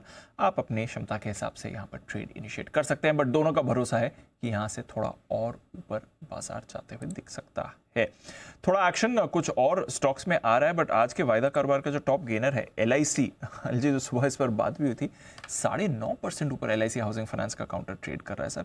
जबरदस्त तेजी में है, जो सुबह 1-2 फैक्टर्स पर कमजोर दिख रहे थे, बट ओवरऑल बाजार ने बढ़िया रिएक्शन इस काउंटर को लग ही रहा था कि इसको बढ़ना है। बहुत पिटा हुआ था, अच्छे वैल्यूएशन पे तो घटना तो था नहीं, हालांकि नंबर्स लोगों को कमजोर लग रहे थे और कल वैसे भी 5% घटा हुआ था, तो बढ़ना बनता था। 5-6% तक की मुझे उम्मीद थी, बाकी मार्केट ने भी तो थोड़ा अपना काम किया है। अच्छा काम किया, बिल्कुल सर, और अच्छी मूव आ रही है। एक बार जरा शरद जी से भी इस पर राय ले ली जाए। शरद जी, कैचअप रैली की तरह देखें नंबर्स के बाद आते हुए, या थोड़ा फंडामेंटली भी अब बाजार इस पर और पॉजिटिव होगा, क्योंकि एक ही दिन में नंबर्स के बाद बड़ी मूव आ गई सर LIC हाउसिंग फाइनेंस पर? देखिए, मुझे लगता है ये एक ऐसा स्पेस है जहां आपको एनपीएस कम होने की गुंजाइश सबसे ज़्यादा है। जैसे जैसे ये अपनी बुक को रिकैलिब्रेट करते हैं, पिछले तीन एक सालों से लगातार कंपनी को कुछ ना कुछ प्रॉब्लम रही है, एनपीए लेवल्स काफ़ी अबनॉर्मल रहे हैं इनके। बट अगर ये जैसे नंबर्स इस क्वार्टर रिपोर्ट किए हैं और लगातार अपने एनपीए के इश्यूज को ये हैंडल करते रहते हैं, क्योंकि हाउसिंग फाइनेंस में ग्रोथ की ऐसा कोई प्रॉब्लम रहनी नहीं चाहिए। LIC की जो लैप वगैरह की बुक थी उसमें इनको प्रॉब्लम आई थी, जो बड़े कॉर्पोरेट्स वाली बुक थी वहाँ प्रॉब्लम आई थी। मुझे लगता है ग्रेजुअली अगर ये उसको एड्रेस कर पाते हैं सक्सेसफुली तो इनके लिए काफ़ी अच्छा होगा। वैल्यूएशन वाइज भी इसलिए आपको ये कितना 0.8-0.9 टाइम्स प्राइस टू बुक पे लगभग मिल रहा है। तो मुझे लगता है अगर ये एनपीए वाला इशू जैसे जैसे एड्रेस करते हैं वैसे वैसे उम्मीद की जा सकती है कि ग्रेजुअली 1.5-1.75 का प्राइस टू बुक मिलने लगे। तो और कुछ नहीं भी हो, सिर्फ जीएनपीए ठीक ठाक एड्रेस करें और नॉर्मल ग्रोथ भी क्लॉक इन करते हैं, तो मुझे लगता है एक पॉसिबिलिटी है कि यहाँ से एटलीस्ट 25-30% अपसाइड और बन जाए। बड़े अपसाइड और भी दिख रही है, ऑलरेडी ऑलमोस्ट 7-8-9% की अपसाइड आज आ चुकी है, और इसके बाद अपसाइड और दिख रही है यहाँ पर शरद जी को 25 से 30% की। तो बढ़िया भरोसा आ रहा है LIC हाउसिंग फाइनेंस को लेकर। इस बीच SBI चेयरमैन का बयान है, SBI जनरल इंश्योरेंस को लिस्ट करने की फिलहाल कोई योजना नहीं है। ये अपडेट आपको आते हुए दिख रहा है SBI चेयरमैन की तरफ से। नतीजों के बाद जो सर बात करें खरा साहब, वहाँ से आपको ये बयान आते हुए दिख रहा है। चलिए, ये है आपके लिए SBI पर, बट फिलहाल स्टॉक पर तो दबाव बना हुआ है। एक और जगह जो इंपॉर्टेंट है, इक्विटी मार्केट पर तो हमारा पूरा फोकस है ही, बट एक बार कच्चे तेल पर नजर डाल देते हैं। 3 महीने की ऊंचाई पर है दाम। आज OPEC प्लस की बैठक है और उससे पहले हम देख रहे हैं कच्चे तेल में बड़ा उबाल आ रहा है। इनफैक्ट पिछले कई हफ्तों से लगातार खरीदारी हो रही है। तो क्या कुछ है फैक्टर्स, और आज OPEC की बैठक में क्या कुछ और नया निकल कर आ सकता है? एक अपडेट ले लेते हैं नेहा के साथ। नेहा, बताइए। दीप, ये बात आपने सही कही, लगातार कई हफ्तों से यहाँ पर स्ट्रेंथ दिख रही है। ये छठा हफ्ता होगा जब ये वीकली गेन्स लेकर बंद होगा, और इस साल आप कह सकते हैं कि ये सबसे लंबा वीकली गेन्स का स्ट्रीक हमें देखने को मिलेगा, जो अब तक हमें देखने को नहीं मिला है। और महीने भर में ही कच्चे तेल, चाहे आप ब्रेंट देख लें, WTI देख रहे हैं, या M6 पर हमारा घरेलू क्रूड वायदा देख लें, सब में यहाँ पर 14 से 16% तक के अपसाइड अब तक बनती हुई दिखाई दी है। हाँ, OPEC प्लस की बैठक हमेशा महत्वपूर्ण होती है। आज 1:30 CEST मतलब भारतीय समय अनुसार शाम को 5 बजे के पास ये मीटिंग होगी, जो वीडियो कॉन्फ्रेंस के थ्रू होगी। लेकिन उस बैठक पर अब ज्यादा लोगों की नजर नहीं है, क्योंकि माना जा रहा है कि वो आउटपुट पॉलिसी में कोई बदलाव नहीं करेंगे। लेकिन जो शॉकर निकल कर आया वो ये कि सऊदी अरब और रशिया ने ठीक 12-14 घंटे पहले ये ऐलान कर दिया कि वो अपने प्रोडक्शन में और दूसरा अपने एक्सपोर्ट्स में यहाँ कटौती करेगा। तो ये एक बड़ा फैक्टर साबित हुआ, और ये लगातार दूसरे बार सऊदी अरब की तरफ से ऐसा हुआ है कि मीटिंग के ठीक पहले उन्होंने किसी तरह का इस तरह का शॉकिंग या सरप्राइज वाला ऐलान किया है। तो उन्होंने किया क्या है दरअसल, जिसकी वजह से हमें ये एकाएक बाउंस दिखा है। 10 लाख बैरल प्रतिदिन की जो कटौती उन्होंने जुलाई से लागू की थी, अगस्त में बढ़ाई, अब सितंबर को भी उन्होंने एक्सटेंड कर लिया है। और उनके एनर्जी मिनिस्टर की तरफ से बयान आया कि जरूरत पड़ी तो हम आगे के महीनों में भी इसे एक्सटेंड करेंगे। रशिया की तरफ से बयान आया कि 3 लाख बैरल प्रतिदिन एक्सपोर्ट्स में हम यहाँ पर गिरावट करेंगे, कटौती करेंगे। ये प्राइमरीली फैक्टर रहा है जिसकी वजह से हमने ये स्ट्रेंथ आती हुई देखी है। तो चांसेस हैं कि आज अगर OPEC प्लस की बैठक को कुछ ना निकल कर आए यहाँ पर, और अगर कुछ डिटेल निकल कर आए कि वो शायद अपने टारगेट्स को मीट नहीं कर पा रहे हैं, तो हो सकता है कि तेल की यहाँ पर जो स्ट्रेंथ है उस पर थोड़ा सा कुछ समय के लिए ब्रेक भी लग जाए। दूसरा बड़ा फैक्टर यहाँ जो स्ट्रेंथ हमने पिछले पूरे हफ्ते से बनते हुए देखा है, उसमें अमेरिकी वीकली भंडार रिकॉर्ड लेवल्स पर गिरते हुए दिखाई दिए हैं, जो 40 साल में अब तक नहीं हुआ है। और एक और फैक्टर है डिमांड। ये हम लगातार कह रहे हैं कि चीन की अर्थव्यवस्था हालत बहुत ठीक नहीं है, वहां पर मैन्युफैक्चरिंग एक्टिविटी देख लें, बहुत सारे इकोनॉमिक डेटा खराब है। लेकिन जब आप एशिया के क्रूड इंपोर्ट्स पर नजर डालते हैं, रिकॉर्ड लेवल्स पर है। चीन में रिकॉर्ड लेवल्स के इंपोर्ट तेल के हो रहे हैं लगातार तीसरे महीने, और भारत 5 महीने की ऊंचाई पर इसका तेल का इंपोर्ट है, प्राइमरली रशिया से खरीद रहे हैं। ये बड़े फैक्टर्स हैं जिनकी वजह से हमने तेल की कीमतों में उबाल देखा है। एक्सपर्ट्स पहले ही मान चुके हैं कि आप 90 से $100 के लिए तैयार हो जाइए। सस्टेनेबल नहीं है, लेकिन साल के अंत तक जरूर दिखेंगे। ANZ रीअफर्म किया है उन्होंने अपने टारगेट को, और कहा है सप्लाई टाइटनेस के चलते साल के अंत में $100 ब्रेंट में दिखेगा। तो ये है आपके लिए कच्चे तेल पर व्यू अच्छा नहीं आ रहा है, दाम लगातार बढ़ने के ट्रेंड दिखा रहे हैं। $100 के भी अब आपके लिए एस्टिमेट्स आ गए 85 पर, तो ऑलरेडी आपको ब्रेंड दिख रहेगा। शुक्रिया नेहा ये अपडेट हमारे साथ शेयर करने के लिए। SBI कार्ड्स में एक स्पाइक आते हुए दिख रहा है। आई डोंट नो ये अगर SBI चेयरमैन के कुछ कमेंट्स आए जिसकी वजह से SBI कार्ड्स पर ही मूव आया कुछ और है, बट SBI कार्ड्स पर आपको एक मूव आती हुई दिखी है। पिछले कुछ मिनटों में एक अच्छा खासा स्पाइक आपको इस काउंटर पर बनते हुए दिखा है। हिमांशु जी जरा देखें सर SBI कार्ड्स क्या चल रहा है इस चार्ट में? जी बिल्कुल, पिछले 5-10 मिनटों में एक शार्प अपमूव स्टॉक में देखने को मिला है और इससे पहले स्टॉक एक अच्छा बेस बनाता हुआ नजर आया था। लगभग 820-840 के जोन में स्टॉक ने एक पोटेंशियल डबल बॉटम फॉर्म किया है और लगभग इन्हीं लेवल्स पे 880 के आसपास इसका एक ब्रेकआउट लेवल है।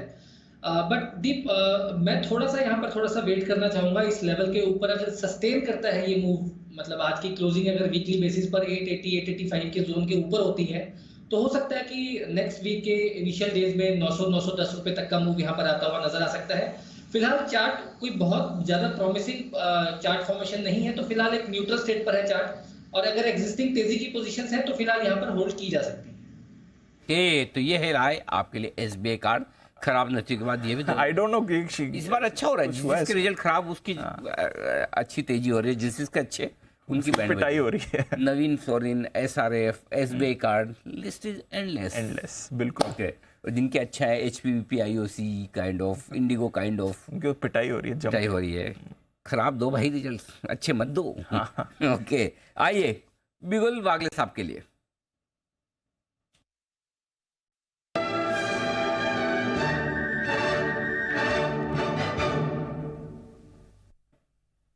बताएं सर। अनिल जी, BTST करना है इंडिया सीमेंट में 225 के पार ये निकल रहा है। मुझे लगता है 230 का पहला टारगेट होगा, जो मुझे लगता है मंडे को सुबह आना चाहिए, और 235 तक भी ये मूव में ये जा सकता है 1 से 2 दिनों में। आपका स्टॉप लॉस 222 का होना चाहिए। इंडिया सीमेंट यहाँ पर आपको करनी है खरीदारी, तो सुमित जी के साथ पूरा समर्थन वागले साहब का भी आते हुए दिख रहा है। मेरे ख्याल से कल जय ने भी दिया था जहाँ तक इंडिया सीमेंट, कल या परसों में जय का भी था। इंडिया सीमेंट लगातार खरीदारी की लिस्ट में आ तो रहा है। Okay, cement I think Ambuja पे दिया था जय ने। अंबुजा पे था उसका जय। चलिए इस पर मूव आ रही है। डिक्सन टेक, एक बार चोपड़ा साहब से इस पर भी राय लेनी है। चोपड़ा साहब, कल जो सरप्राइज अनाउंसमेंट आया सरकार की तरफ से, रेडीमेड लैपटॉप्स, टैबलेट्स, कंप्यूटर्स के इंपोर्ट पर रोक लगा दी गई है। ये लोकली प्रोड्यूस्ड ही आपको सोर्स करने पड़ेंगे। उसके बाद डिक्सन टेक पर बड़ा उछाल कल भी आया, कल 8-9% ऊपर था, आज भी 4-4.5% ऊपर है। कैसे देखना है सर इस डेवलपमेंट को डिक्सन के लिए सर?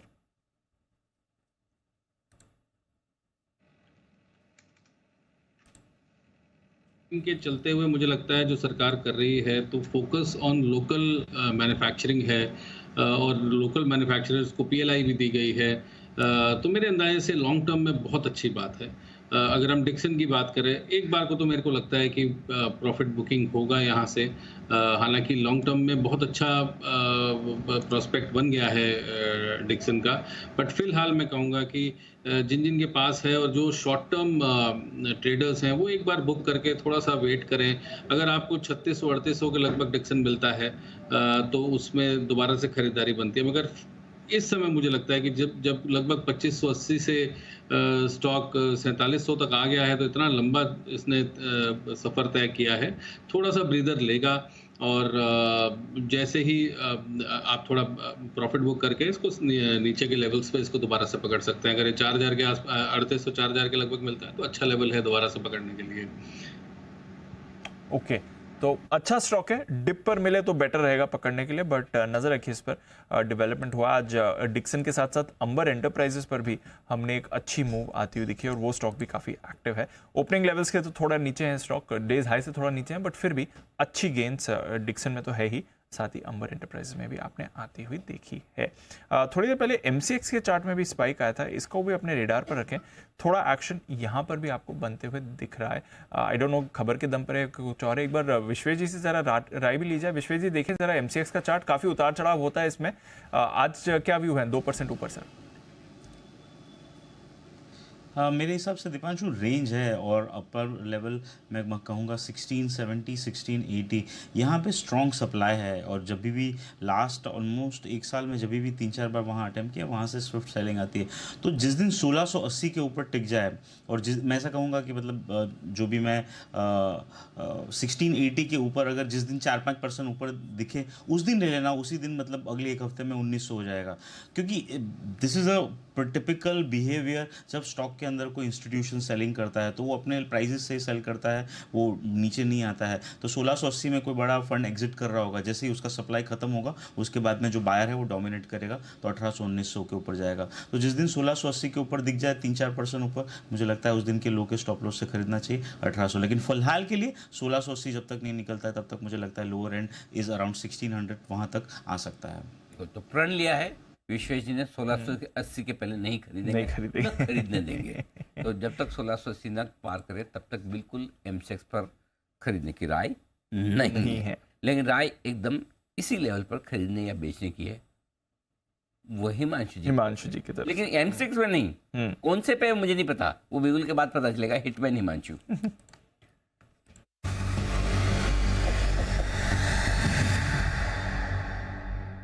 जी हिमांशु जी, करंट लेवल पर ही किसी स्टॉक में खरीदारी बिकवाली की राय है आपकी? नहीं जी, बिल्कुल करंट लेवल पे बताएं। खरीदारी करनी है जुबिलेंट फूड्स में, जिसमें काफी समय के बाद एक रिलायबल ब्रेकआउट देखने को मिला है। स्टॉक ने काफी समय के बाद एक डिसाइसिव वीकली बेसिस पर ब्रेकआउट की तैयारी कर रहा है वीकली बेसिस पर, और मुझे लगता है कि ये स्टॉक अगले हफ्ते भी एक अच्छी तेजी दिखा सकता है। करंट लेवल्स लगभग 515 रुपए के आसपास है, यहाँ पर खरीदारी करके चलने की सलाह रहेगी। स्टॉक ने 510 रुपए के ऊपर जिस तरह से ब्रेकआउट को सस्टेन किया है वो एक कमेंडेबल अटेम्प्ट है स्टॉक की तरफ से, और कंफर्म करता हुआ नजर आया है कि ये शायद स्टॉक का जो वर्स्ट है वो बिहाइंड हो चुका है। तो 532 रुपए के दो टारगेट्स के लिए जुबिलेंट फूड्स में खरीदारी करें। 509 रुपए के स्टॉप लॉस के साथ यहाँ पर लॉन्ग पोजीशन बनाकर चलने की सलाह है। तो जुबिलेंट फूड है वो स्टॉक जहां पर खरीदारी करने की राय है हिमांशु जी की तरफ से। यहां पर चार्ट पर रिलायबल ब्रेकआउट आया है इस स्टॉक में 525 और 532 के टारगेट के लिए रिलायबल ब्रेकआउट। ओके, सुबह और भी किसी का आया था, वागले साहब का भी आया था। आई थिंक सुमित जी का भी रिसेंटली आया था। वागले साहब ने रिलायबल तो नहीं बोला था मुझे। Reliable breakout. हाँ। तो हिमांशु जी जरा बताए 3 ऐसे बच्चों को उदाहरण देके आप समझाइए। 3 ऐसे उदाहरण जिसमें अनरिलायबल ब्रेकआउट आया हो तो हम फिर समझ जाएंगे इसके रिलायबल ब्रेकआउट का क्या मतलब है। ऐसे कोई भी 3 एग्जांपल बताइए। अनिल जी थोड़ा सा वक्त दीजिए, मैं करूंगा, जरूर बताऊंगा। कितना महीना, 2 महीना, 3 महीना, कितना मतलब? नहीं अनिल जी, एक आध दिन में। एक दिन इतनी सी चीज के लिए क्या आप बात कर रहे हो? तब तक चोपड़ा साहब से जानते हैं उनके अनुभव से। जी सर बताएं। अनिल जी 2 हफ्ते पहले मैंने एक रिलायबल ब्रेकआउट मैंने भी दिया था। जस्ट रीआइटरेट कर रहा हूँ। केएसबी पे हमारी बातचीत हुई थी, बहुराष्ट्रीय कंपनी है, आपने भी इंडोर्स किया था और लगभग 2120-30 के लगभग चल रहा था और बहुत ही अच्छा इसने रनअप दिखाया, लगभग 600 रुपए का रनअप दिखाया इसने 2 हफ्ते में। तो अभी थोड़ा करेक्टिव है और करेक्शन होना भी चाहिए। तो I just wanted to reiterate. एक और स्टॉक है, आपने कहा था कि बिना पूछे आप बिना बिगुल बजाए भी बता सकते हैं। ऐसे थोड़ी सर, वैसे तो आप चाहें तो वो आप विशेषाधिकार का उपयोग कर सकते हैं जब हम आपकी बात न माने, और ऐसा तो कभी होता नहीं कि हम आपकी बात ना माने। तो सर के लिए बिगुल BTST करो।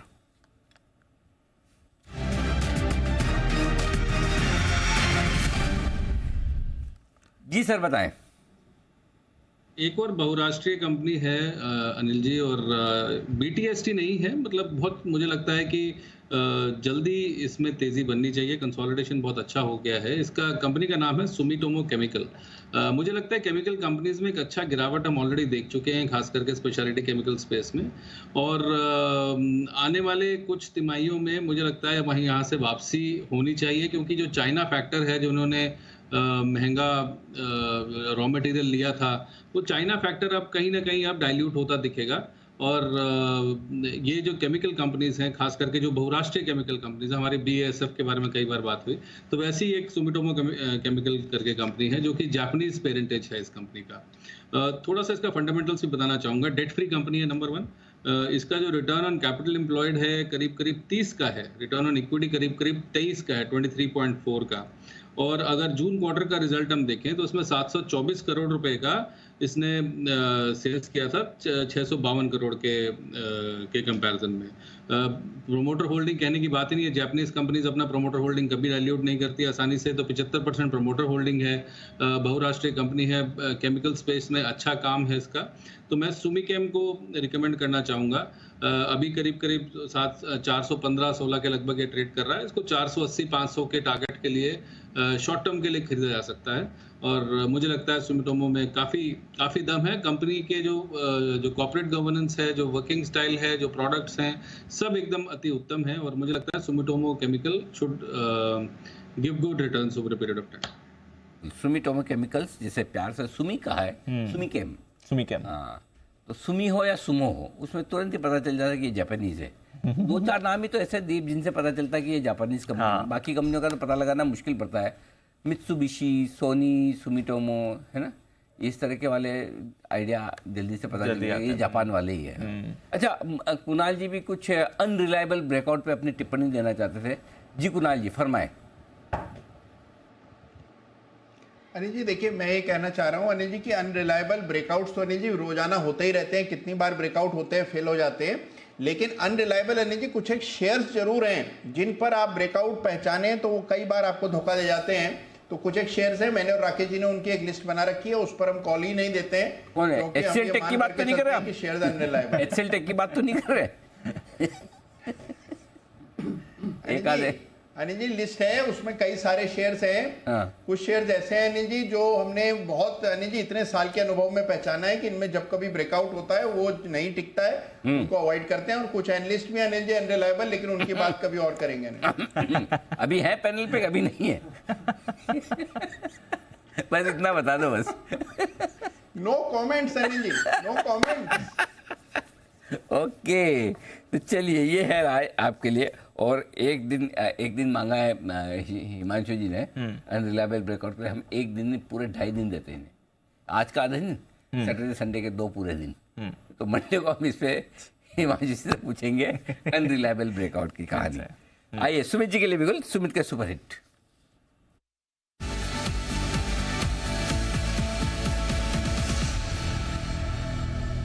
सुमित जी फरमाए सर।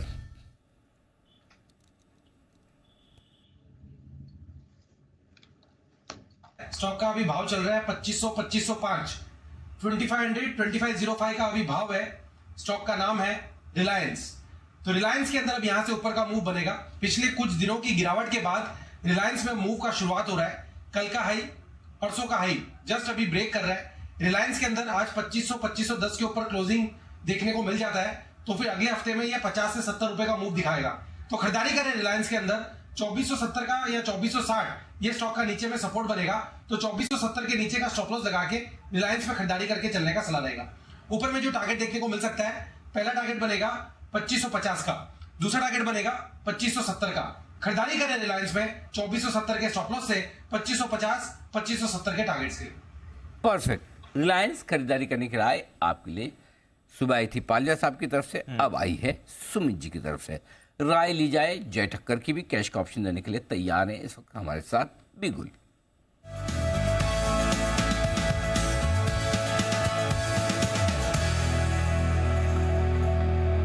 आपका जय, आ गया समय निफ्टी का कॉल ऑप्शन खरीदने का। Very very good afternoon to you Anil ji. Anil ji, Nifty कल हमने क्लोजिंग में अनिल जी मैंने बाय रिकमेंडेशन दिया था, उसमें तो आज सारी टारगेट्स हासिल हो चुके हैं अनिल जी। और अब अनिल जी खरीदना है। अनिल जी मैं एंटिसिपेट कर रहा हूँ, और मैं आपको ये भी कह सकता हूँ कि मैं ये प्रीएम्प्ट कर रहा हूँ कि यहाँ से बैंक निफ्टी में एक अपमूव आएगा। 44,800 के स्ट्राइक का कॉल ऑप्शन खरीदने की सलाह है मेरी। 322-24 पर अभी ये ट्रेड कर रहा है। 322-24 के रेंज में भी ये ट्रेड कर रहा है। यहाँ पे इसको खरीदे। यहाँ पे जो टारगेट जी ऊपर में निकल कर आ रहे हैं, the first target will be 460, second target will be 565, तो 460 और 565 ये जो टारगेट्स के लिए खरीदे बैंक निफ्टी का 44,800 के स्ट्राइक का कॉल ऑप्शन अनिल जी, और यहाँ पे स्टॉप लॉस जो लगाना होगा दैट वुड बी एट 137। नहीं, कितना स्टॉप लॉस? 137, बहुत दूर हो जाएगा जय। 237। ओहो दीप, कितना मुश्किल काम है, सब ध्यान रखना पड़ता है। हाँ, नहीं तो हमारा तो क्या है, हेमांग है प्रोड्यूसर लगा देता है 137। हेमांग भाई बोले मैं तो जय भाई ने बोला था मैंने लगा दिया। तो इसलिए क्या है 237, मैंने कहा 322 वाला 137 इतना दूर का तो कभी जय देते नहीं है। तो चलिए 237 का स्टॉप लॉस, 460, 565, ये दो टारगेट आपके लिए खरीदारी करने की राय जय की तरफ से। बैंक निफ्टी के कॉल ऑप्शन में 44,800 का in the money call option खरीदेगा आप, ये है आपके लिए। बैन से बेनिफिट तैयार है आशीष इस सीरीज में बार बार लगातार।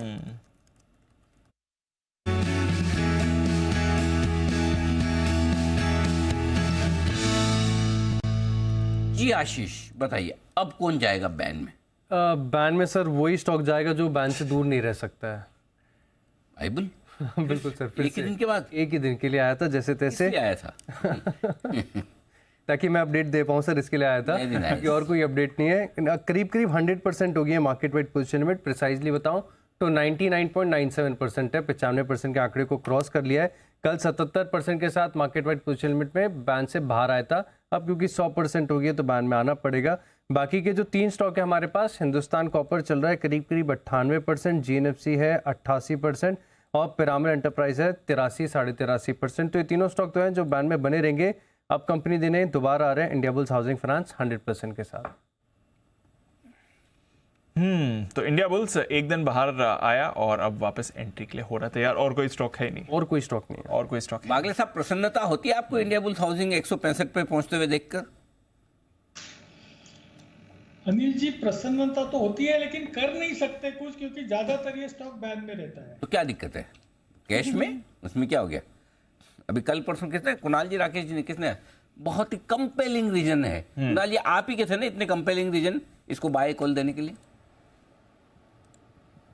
बिल्कुल अनिल जी, मैंने और राकेश जी ने कल ही इस पर खरीदारी की राय दी थी। अनिल जी बड़ा ब्रेकआउट है और अभी भी हम कायम हैं अनिल जी अपनी राय पर। बड़ा जबरदस्त चार्ट स्ट्रक्चर है, इसको कैश मार्केट में खरीदें, डेरिवेटिव्स की ओर देखें भी ना, कैश में खरीदें और इसको चुपचाप होल्ड करें, तो इसमें अनिल जी जबरदस्त अपसाइड बनने की पूरी संभावना दिखती है। ओके, तो ये है आपके लिए इंडिया बुल्स। कैश के लेवल्स पर राय है, खरीद कर आप होल्ड करिए, ये व्यू आ रहा है। बट न्यू एज कंपनीज में आज मूव है। जोमेटो की तो हम सुबह बात कर ही रहे थे, 10.5% ऊपर है। पीबी फिनटेक में भी अच्छा एक्शन है, 8.5% ऊपर ये काउंटर भी ट्रेड कर रहा है। पेटीएम भी आपको करीब 4% ऊपर ट्रेड करते हुए दिखेगा। तो न्यू एज कंपनीज में एक बड़ा एक्शन बनते हुए दिख रहा है। एक बार चोपड़ा साहब की भी राय लेते हैं स्पेस पर। चोपड़ा साहब, कल जोमेटो के नंबर्स आए थे, पहली बार लाइफ में इन्होंने प्रॉफिट पोस्ट किया है, वहां से बाजार भी काफी बुलिश है। हमारे तो खैर रेडार पर काफी समय से रहा है। पेटीएम में मूव आ रहा है, पीबी फिनटेक भी मूव कर रहा है। वापस क्या यहाँ पर रोटेट होते हुए दिख रहा है बाजार सर?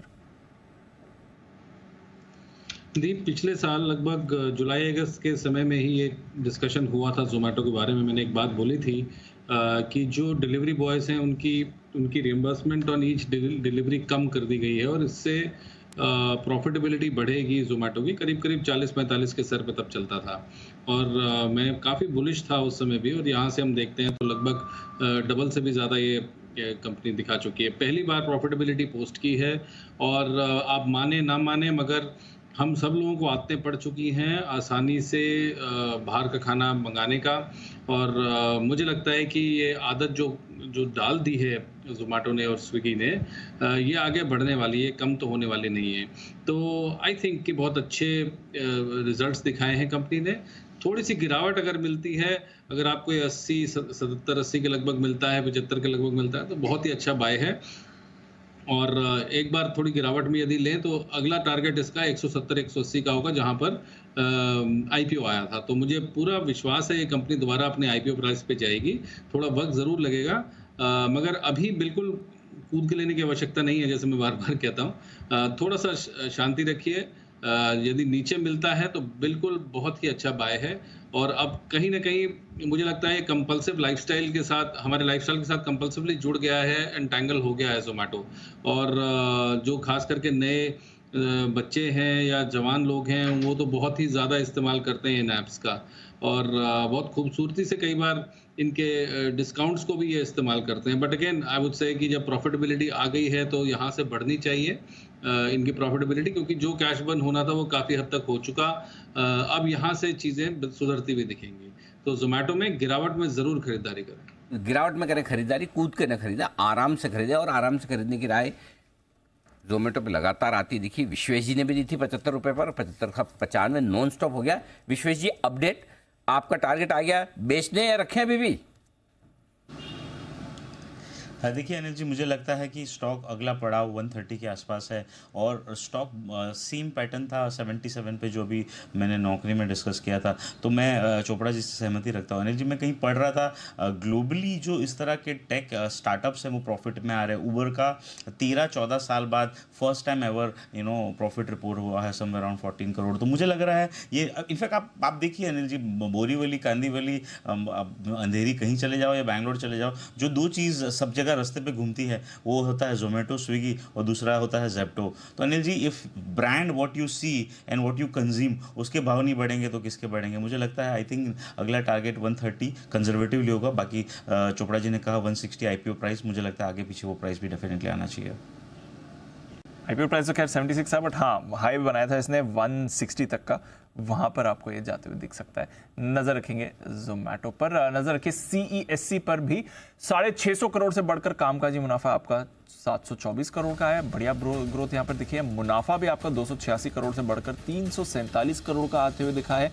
मार्जिन्स 15.8% से बढ़कर 16.8% आए हैं, और आय में भी आपने बढ़त देखी है, 4100 करोड़ से बढ़कर 4310 करोड़ की आय आती हुई देखिए। तो अच्छे नंबर्स CESE की तरफ से आपको आते हुए दिख रहे हैं इस समय।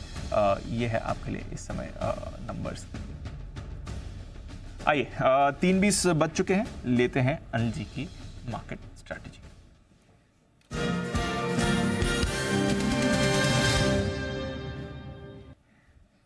अच्छे मूड में, डेज हाई पर है सर बाजार इस समय। 19,500 के ऊपर निफ्टी, 44,900 पर बैंक निफ्टी। अमेरिकी फ्यूचर्स भी अच्छे हैं। आज शाम उनका जॉब्स का डेटा आएगा तो देखते हैं उस पर रिएक्शन आता है कि नहीं, बट अदरवाइज बढ़िया मूड में ग्लोबल मार्केट्स भी, हम भी। क्या करके जाना है सर? क्या करके जाना है? देखो, व्यू तो पॉजिटिव साइड पे ज़्यादा है, लेकिन फिर भी खरीदारी की राय सोमवार के लिए रखूंगा, आज नहीं। क्योंकि 19,550 के ऊपर आज बंद हो जाता तब तो एक कंफर्मेशन आ जाती कि 19,300 पे जो बॉटम बनाया वो अब आसानी से टूटेगा नहीं। लेकिन 19,550 बंद नहीं हो रहा, तो हमें अभी हड़बड़ी जल्दबाजी नहीं है आज खरीदने की, सोमवार की सुबह खरीदेंगे। Point number. सेम सिचुएशन यहाँ पे। बैंक निफ्टी अगर 45,000 के ऊपर बंद हो जाता तो काम पूरा हो जाता कि 44,275 का जो लो बनाया बन गया, काम खत्म, अब वापस नहीं जाएंगे। सो नो डाउट इस हफ्ते के जो लोज हैं वो अगले हफ्ते टूटने की गुंजाइश कम हो गई, लेकिन खतरा टला नहीं है। और दूसरी बात है, जितनी वॉलेटिलिटी आज मुझे चाहिए थी उतनी हुई नहीं, थोड़ी और चाहिए। तो इसलिए फ्रेश खरीदारी या फ्रेश वीक वाली सोमवार के लिए। लॉन्ग पोजीशन है 19,400 का पुट खरीद लें, शॉर्ट पोजीशन है 19,700 का कॉल ऑप्शन खरीद कर रखें। बैंक निफ्टी में लॉन्ग पोजीशन है तो आपके पास होना चाहिए 44,500 का पुट ऑप्शन, शॉर्ट पोजीशन है तो 45,400 45,500 का कॉल ऑप्शन। बस 500 पॉइंट इधर 500 पॉइंट उधर की बैंक निफ्टी की रिस्क है, 200 पॉइंट की ऊपर नीचे की निफ्टी की रिस्क है, इससे ज़्यादा नहीं। और वो अगर आप मैनेज कर सकते हो तो आपको हेजिंग की ज़रूरत भी नहीं है। बस ये simple strategy. Got it sir. चलिए, ये है आपके लिए अनिल जी की इस समय की स्ट्रैटेजी। आइए एक बिगुल जय ठक्कर के लिए जय का जैकपॉट।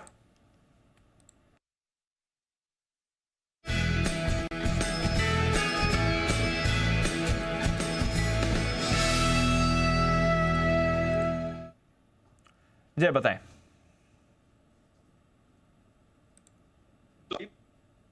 केमिकल्स का अभी 104849 के रेंज में।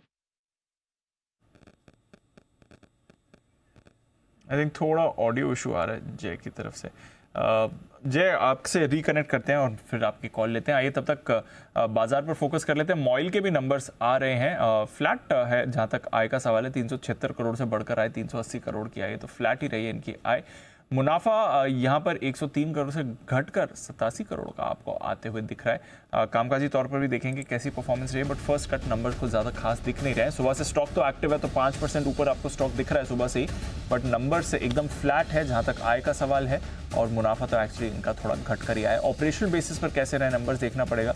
रिसेंटली कुछ प्राइस कट्स भी लिए हैं कंपनी ने, तो देखते हैं अगर उसका भी कुछ इम्पैक्ट हुआ है कि नहीं ऑपरेशनल फ्रंट पर, बट रेवेन्यू और प्रॉफिट दोनों ही ठीक ठाक ही दिख रहे हैं इस समय। आइए नंबर्स की भी बात कर लें, कल के कुछ इंपॉर्टेंट नंबर्स। पहले बैंक ऑफ बड़ौदा, ये बताएंगे नुपुर बताइए क्या है एक्सपेक्टेशन बाजार की। बिल्कुल, एक्सपेक्टेशन तो ये है कि अच्छा क्वार्टर रह सकता है। एनआईआई में 32% की ग्रोथ लेके चल रहे हैं, 11,670 करोड़ के आसपास की एनआईआई आ सकती है इस बार। मुनाफा देखें तो डबल होने की उम्मीद है, 2,170 करोड़ के अगेंस्ट 4,320 करोड़ का मुनाफा इस क्वार्टर में आ सकता है। लोन ग्रोथ में भी मजबूती की उम्मीद है, 18 से 20% की ग्रोथ बाजार लेके चल रहा है। डिपॉजिट में भी 18 से 20% की ग्रोथ आने की उम्मीद है। एसेट क्वालिटी की बात करें तो बिल्कुल स्टेबल रह सकती है। यहाँ पे 3.7% के आसपास ग्रॉस एनपीए आ सकते हैं, और नेट एनपीए की बात करें तो 0.8% के आसपास आ सकते हैं। नेट इंटरेस्ट मार्जिन जैसे कि सारे बैंक्स में हम देख रहे हैं थोड़ा सा डिप आते हुए नजर आ रहा है। यहाँ पर भी उम्मीद यही है कि 10 से 15 बेसिस पॉइंट का डिक्लाइन आपको तिमाही दर तिमाही यहाँ पर नेट इंटरेस्ट मार्जिन में आ सकता है। 3.53% की उम्मीद है। जो स्लिपेजेस है उसमें कमी होने का अनुमान लेके चल रहा है बाजार। फी इनकम जो आती है बैंक के पास उसमें 10% की बढ़ोतरी का अनुमान है।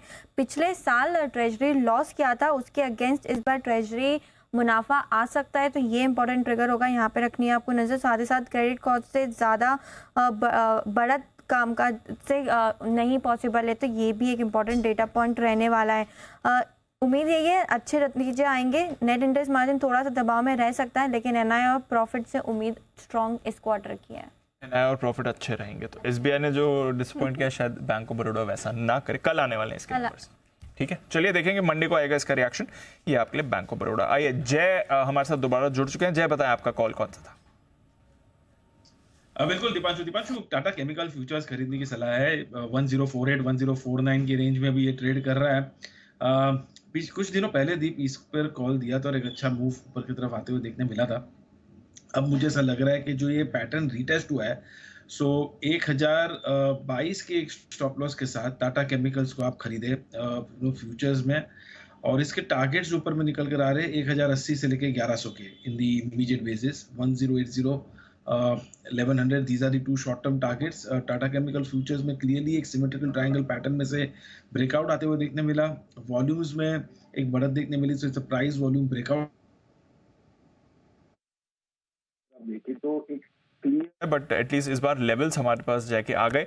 टाटा केमिकल्स फ्यूचर्स में खरीदें 1080 और 1100 के टारगेट लिए 1022 का होगा स्टॉप लॉस। एक बिल्कुल वागले साहब के लिए भी, वागले का वंडर।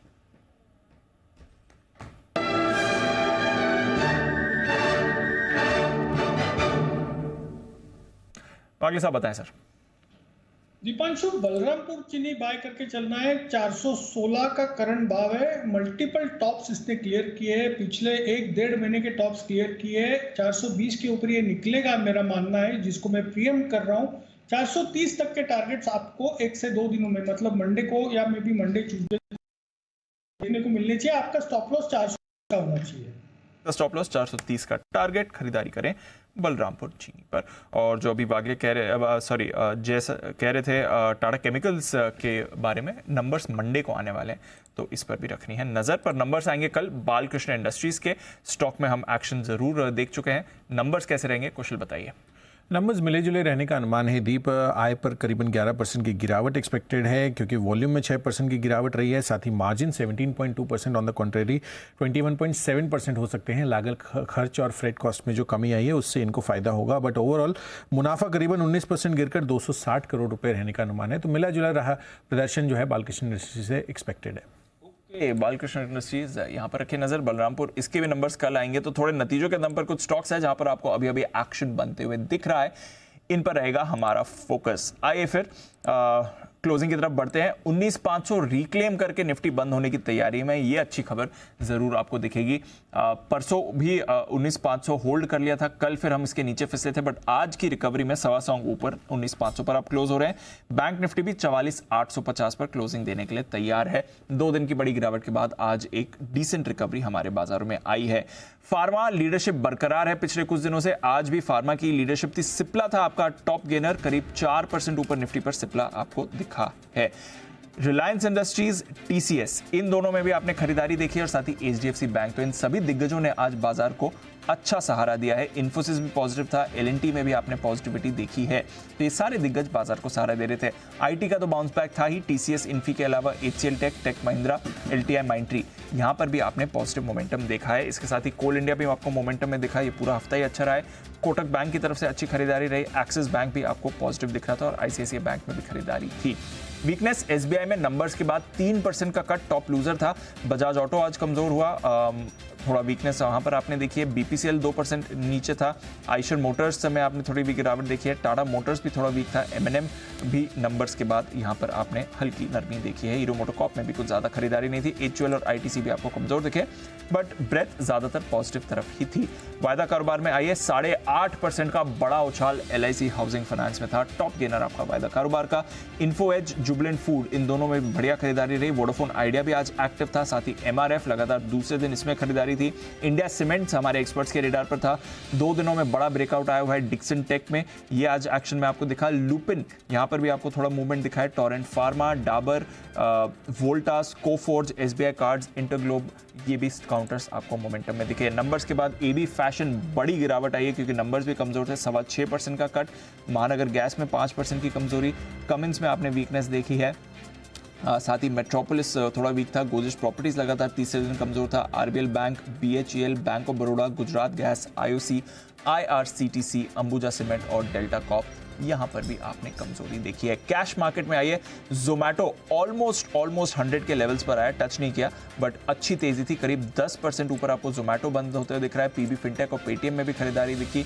इसके साथ ही कैस्ट्रॉल इंडिया एक्टिव था। एनबीसीसी में बड़ी खरीदारी रही है। Jyoti laboratories, KPIT tech, graphite India में भी आपने अच्छा मोमेंटम देखा है। एमटार टेक्नोलॉजीज 2200 के लेवल आज इसने क्रॉस किए हैं। केया इंडस्ट्रीज, अंबर एंटरप्राइजेज, साइंट, ये भी आपको अच्छे मोमेंटम में दिखे। तो अनिल जी, स्टॉक्स में रोटेशन था। 0.1% आपको ब्रॉडर मार्केट इंडेक्सेस ऊपर दिखी हैं, एंड ऑफ कोर्स इंडेक्स पर भी अच्छा रिबाउंड 19,500 के ऊपर निफ्टी। बिल्कुल, तो ये है आपके लिए प्रोविजनल क्लोजिंग। 19,500 के ऊपर फाइनल क्लोजिंग भी ऊपर ही आएगी और बैंक निफ्टी की भी फाइनल क्लोजिंग थोड़ी सी ऊपर ही आनी चाहिए, नीचे नहीं।